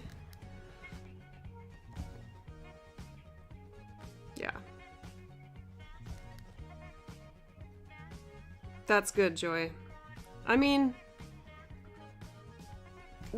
maybe this is sort of my sentiment when I said, like, at the beginning, if you're not confronted with it, if you don't see it with your own eyes, then you don't believe it's real. So you might, like, people who are vaccinated are still dying, and I feel like some people don't really believe that, you know, or they're like, or, you know, somebody who has been healthy their whole life just dies from it, and I don't know, like 1 million people have died in the US, and people still don't think that they need to get vaccinated or get a mask. And this is not to pressure people who are concerned for their health in getting the vaccine. Okay, just want to put that out there. Like, there are some people who should not get the vaccine, but there are just some really ridiculous reasons out there to not get it.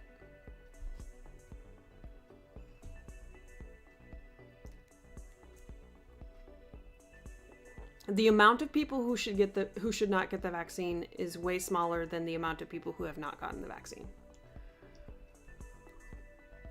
Here in the US.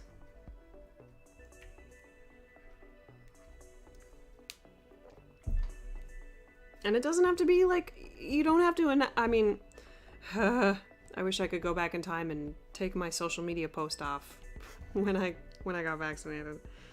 I don't know, it felt really good to be vaccinated and feel like, you know, we were moving somewhere. But here we are, more than a year after the first vaccine, and it's still going great, you know? It's still going beautifully.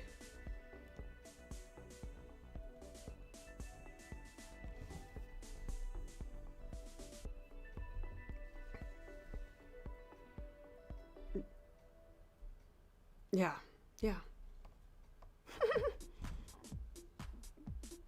That's an angle that I take with the students too. Like, they'll have their mask down, and I'll be like, hey, you need to pull your mask up.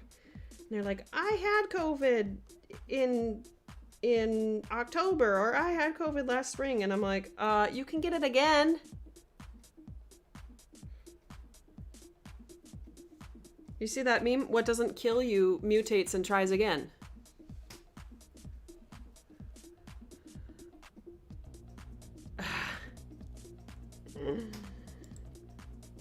Nothing like hindsight, right?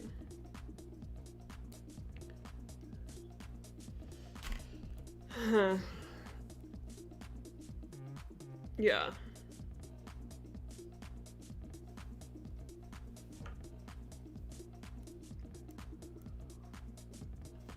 Or when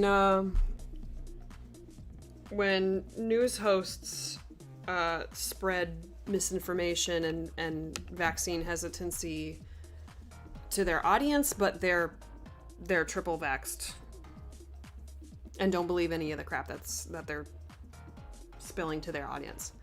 No names named.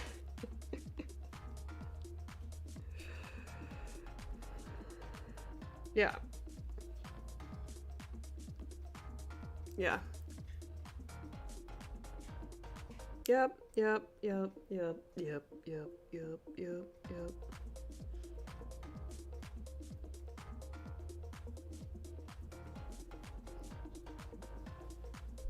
Bow, bow. Bow, bow.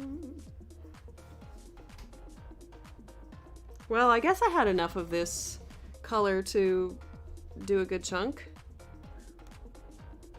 this morning. I hope y'all don't mind that I've been doing longer live streams. I used to stop after like an hour and 12 or whatever. But I just love hanging out with y'all so much. I'm honored to hang out with y'all. It heals my mind a little bit to hang out with my wonderful friends.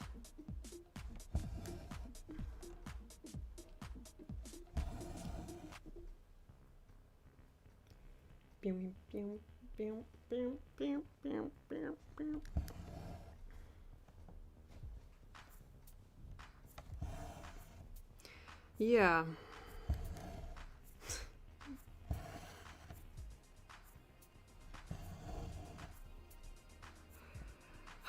I hear you. I hear you. Me too. Only here though, right, Vanessa? Like our conversation. Oh wait, you weren't there for the rest of the conversation. Ilanka was talking about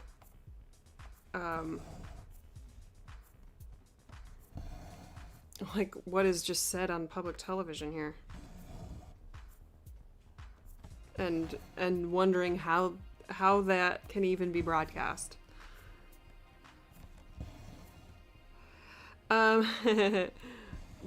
This hoop stand is not a hoop stand at all.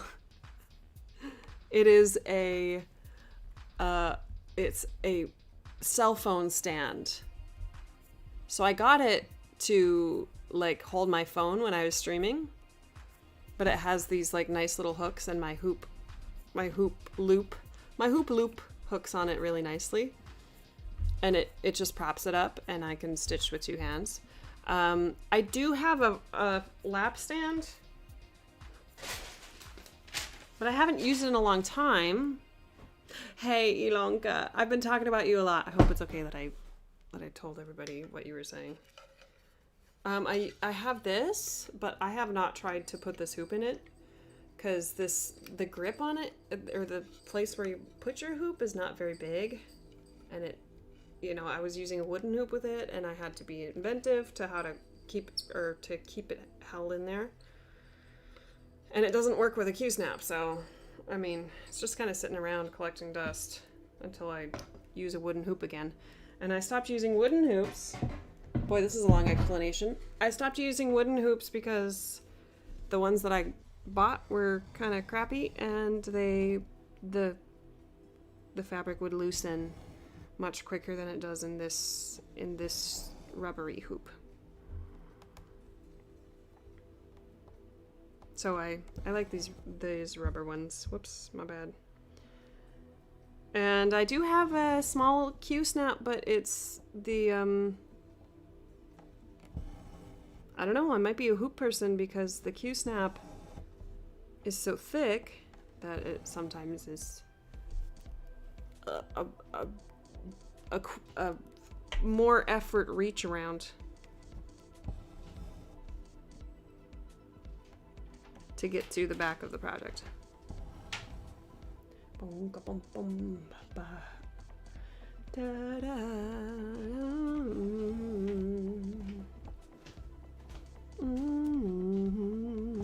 Yeah, I used to use this ukulele stand, or I think it's actually a violin stand. I used to just hook it on here because it has this has some silicone rubber thing, and I sometimes still use this to prop up my Q snaps. But now this works really well as a book propper upper. So that's what I use for that when I have a paper pattern, or when I'm using my cross stitch for the earth book.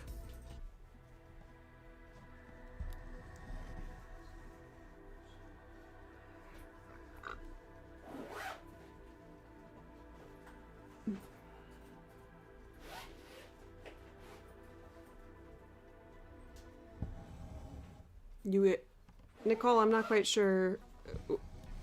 Which people are you referring to? The device on my finger is a stitch counter. So when I complete a stitch, I just count it, because this pattern is not in Pattern Keeper. And I don't know. I do like to keep track of how many stitches I stitch a day. I love those stats. And it kind of bothers me when I don't know how many I stitched in a day.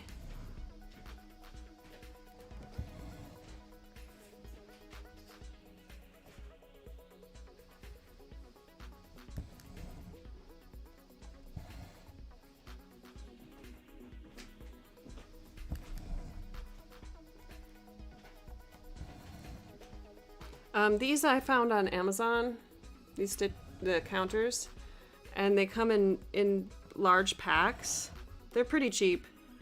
Let me see if I can find it. I've been trying not to shop on Amazon, but it's really hard.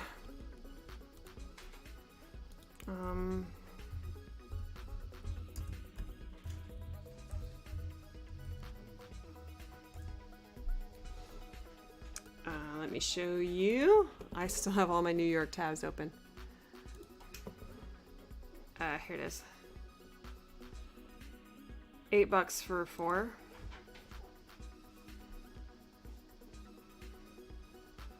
You can get 8. You can get 12. Yeah. I don't know if you can buy them as a single thing. It would be kind of nice to go in on that with some other stitchers, because I have like 6 of them and I don't need them. I don't need all of them. Do you want me to send you one? But then I pay more for shipping than I did on the products.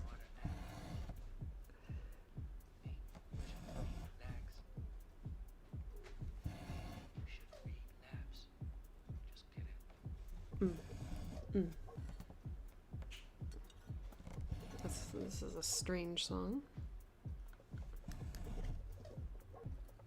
What lots of people would say to the Book of Mormon. This is a strange song.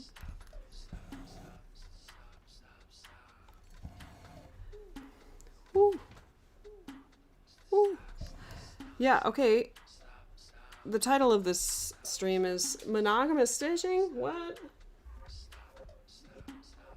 I have worked on this since January 8th, monogamously.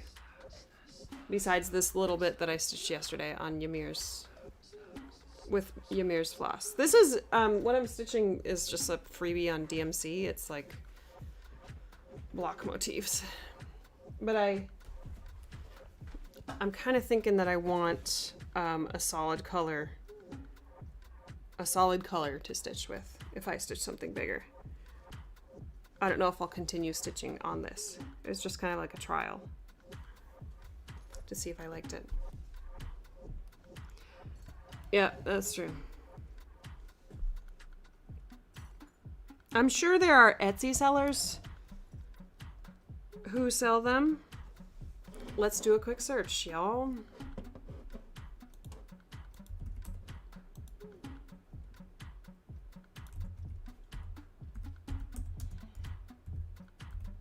Here I am bashing Etsy. It's still shopping on Etsy. Oh!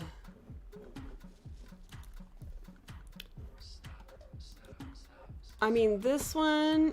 Here, I found somebody in... Where's the shipping from?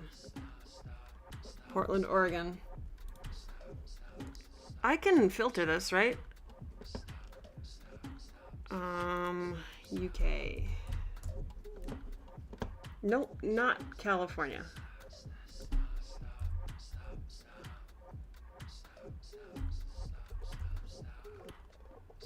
United Kingdom. Let me show you what I'm doing. Woo! So I'm searching stitch counter, and then I put a filter, United Kingdom, shop location. Yeah, somebody's selling them.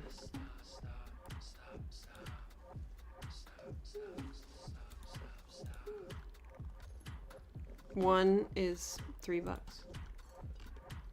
What is shipping? Oh. $6. They're literally reselling these from Amazon, right? Maybe I shouldn't be, Is somebody gonna get in trouble for reselling Amazon products? Like, those look exactly like the ones on Amazon.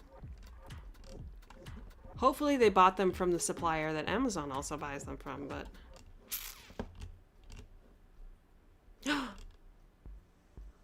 I just saw stitch markers that are tiny cans of soda. That's so cute. There's too many tiny things.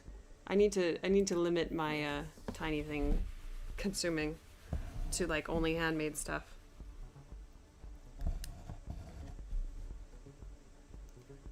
I've started following like polymer clay artists on Instagram. Also a rabbit hole.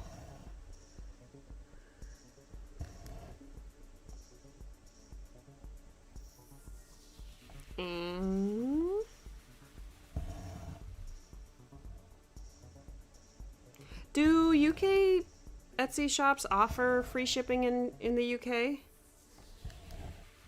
It might have just said $5 to ship for me because I'm in the US.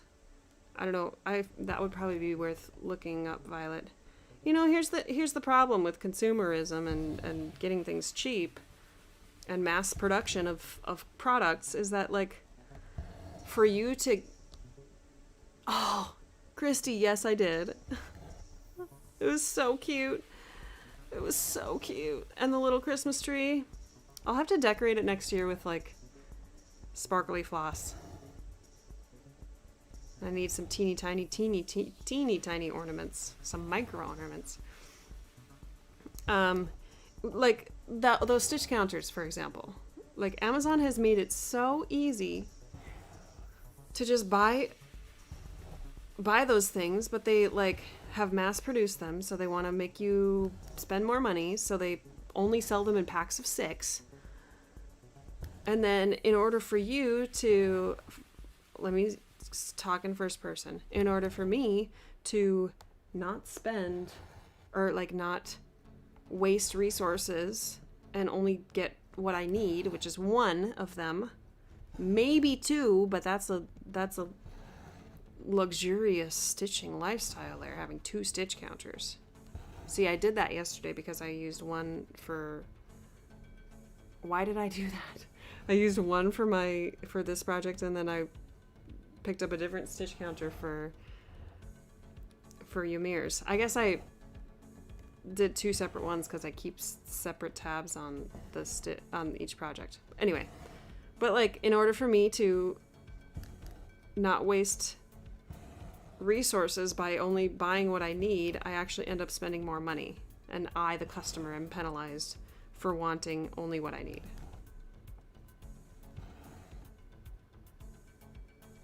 Is that an American thing or just like a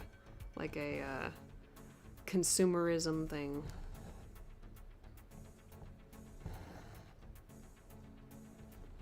Or manufacturing is just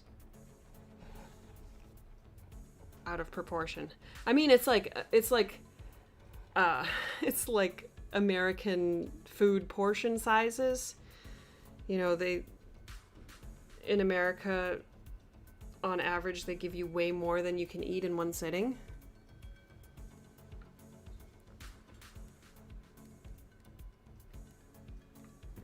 Like, your eyes are way bigger than your stomach. In America, your eyes are way bigger than your stomach. Ooh.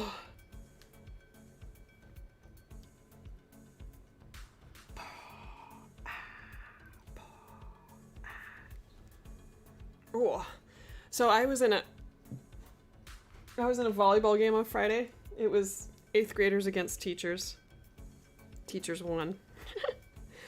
But all week I was like, okay, Kaylee, prepare yourself to not be cheered for. Prepare yourself to be on the team that nobody wants to win. There you go. You can use them for other things. Prepare. Low quality, high volume. Woo! Yes! Yes!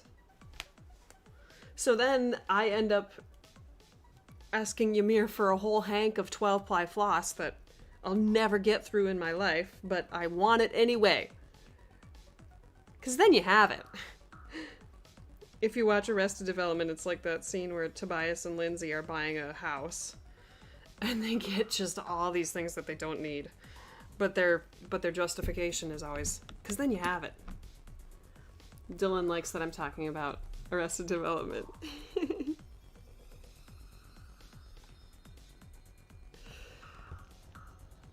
What was I talking about? Oh yeah, the volleyball game. Your girl does not really work out that much. So, I'm sore. That's the gist of it.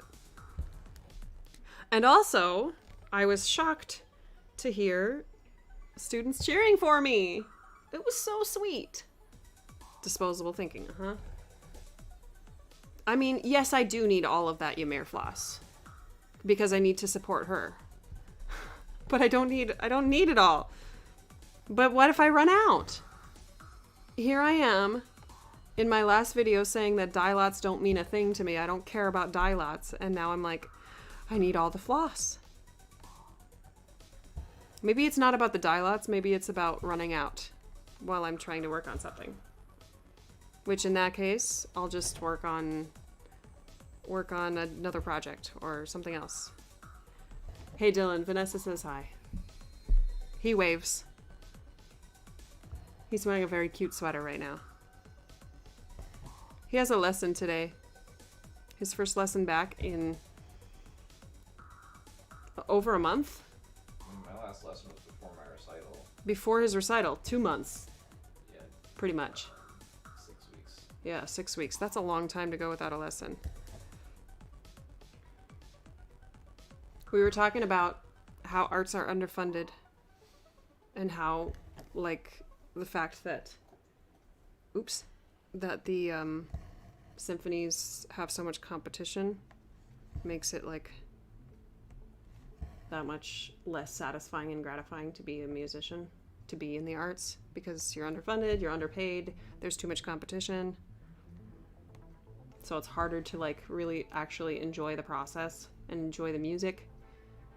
Because it's about winning a job and keeping a job and Lucky you find a way to enjoy it. You know? Yeah.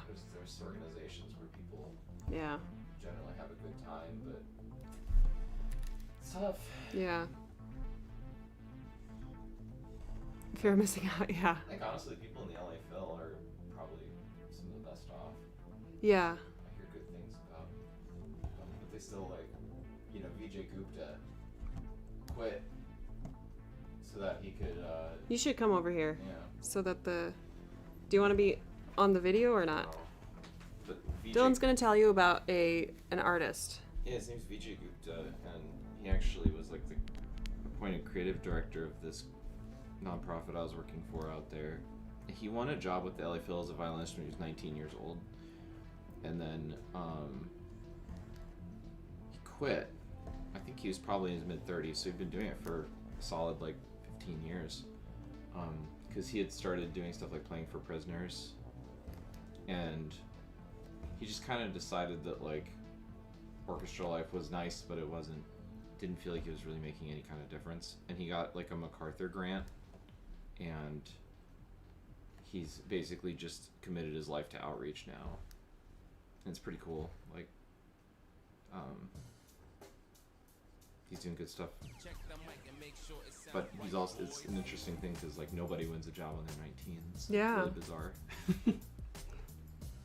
Not anymore. Like I was saying that, you know, the people in their positions right now in orchestra jobs either got their job when the competition wasn't as tough, or their parents could afford to keep them in lessons when they were, or start them at 6 years old and pay for lessons. Yeah, for string players, if you haven't started yet when you're 5, it's too late, pretty much. Yeah. By and large. Brass is a little more forgiving. A little bit. Yeah, so like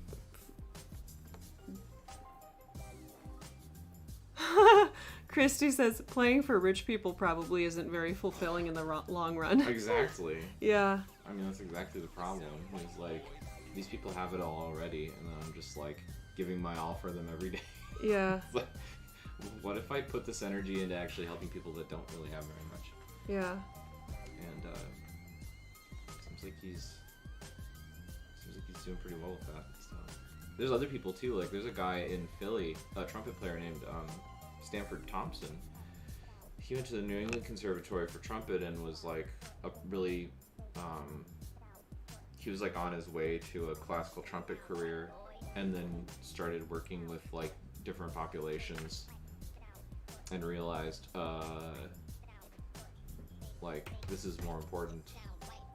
So he started an organization called Play On Philly. It's kind of like El Sistema in Venezuela, where they get kids in young and then you know, they provide instruments for them. Yeah. It's like the kids don't pay for it. Yeah, and I mean he started that pretty much himself.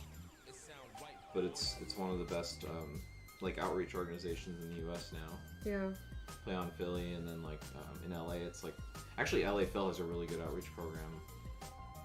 A lot of kids that, and Colburn's is good too. Like Thundercat, the bass player, he went through Colburn's like young people program when he was Really? a kid. Yeah. Wow. Stephen Bruner. Oh my gosh! If you guys don't know who Thundercat is, it's really funny, really funny music, but it's groovy. It's such a jam. Thundercat. He's like jazz fusion / R&B / also did a lot of the production and contributions on To Pimp a Butterfly by Kendrick Lamar. Yeah. He played the bass line of King Kunta, which is a really popular Kendrick Lamar song.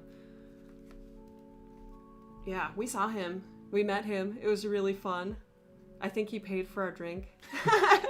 Because we got so excited to meet him that we just like forgot to pay. It was an after party, and the bar was downstairs. The staff was really bad. All these excuses for, we think.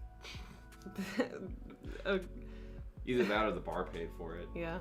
I didn't mean that was a total accident. Yeah. We didn't realize it until a lot later. We were walking, I don't know, I don't to think we were walking. Uber or I think something. we were Walking to our car? Or was it at home that we were like, yeah, I think it was wait. at home.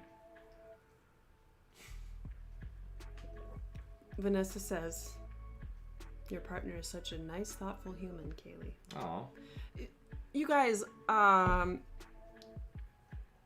this is not what college teaches you to think like. College puts you right in the middle of the competition and the competition mentality, unless it's just me. But these thoughts that or these like ideas that Dylan is talking about, you only entertained these thoughts in the last 2 years. Yeah, pretty much. And if you would have met Dylan 4 years ago, all of his goals would have been win a job, be in a job. And now his goals, like, those are still his goals, but it's not, that's not where where you know that you can find fulfillment. Right. That's not the only avenue. Well, and it's funny, at Peabody, I actually have to give Peabody credit because they have a freshman class called Exploring Arts Careers, and I'm a TA for it. And I have nothing but good things to say about what this course teaches. Like, they had a whole week where they just talked about, like, you could have a career running an alternative music venue, like a small venue out of your house or there's a lot of places like that in LA, but there's a couple that runs one in Baltimore, and like the whole class was just them talking about it. You know, courses on like doing work in the community, activism, all these different things that are like super important.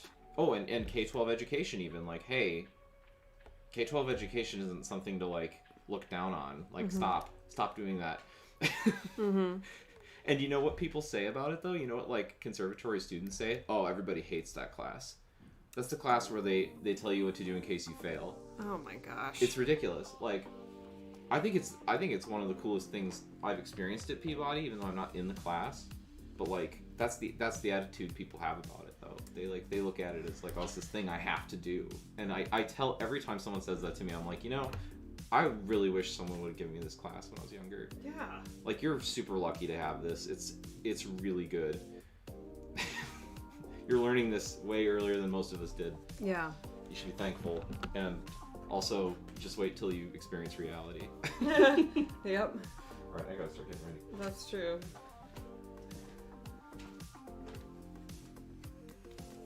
Thank you. Yeah, thank you. Sorry. Yeah. I mean, that's just like what we were talking about before, that arts are underfunded and therefore underappreciated. In America, at least. In America, follow the money. That's where the time and energy and value is placed.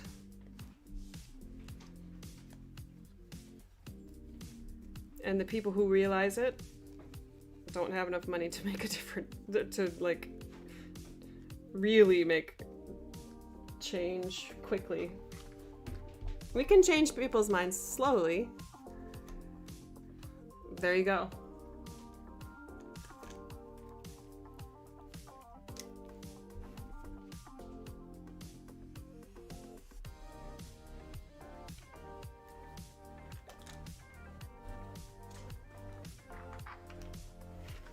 I need to eat. I didn't eat anything yet, you guys. It's noon. Kaylee, stop and eat. Oh, 2 hours and 13 minutes? Alright.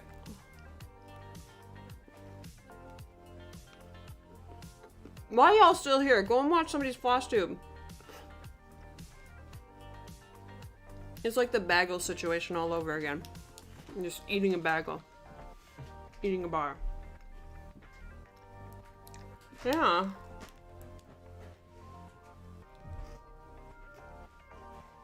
Yeah. It's her side hustle. That she actually doesn't need money. Wait, do engineers get paid well here? Yeah.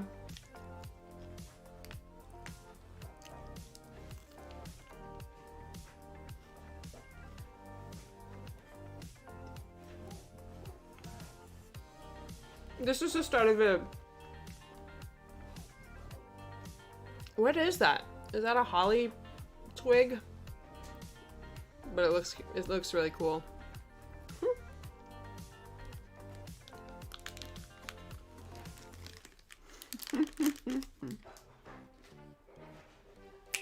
Oh yeah. I recognize this one. Look what I bought. It's funny, I did a floss tube and then I got a whole bunch of haul. I suppose that's how it is.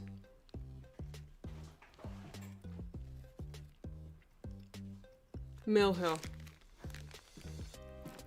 Everybody loves Mill Hill, right?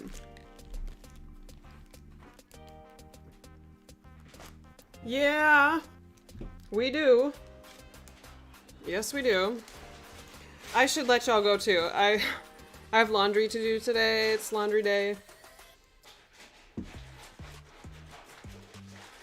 It's also a planning day. Just make sure I have some plans.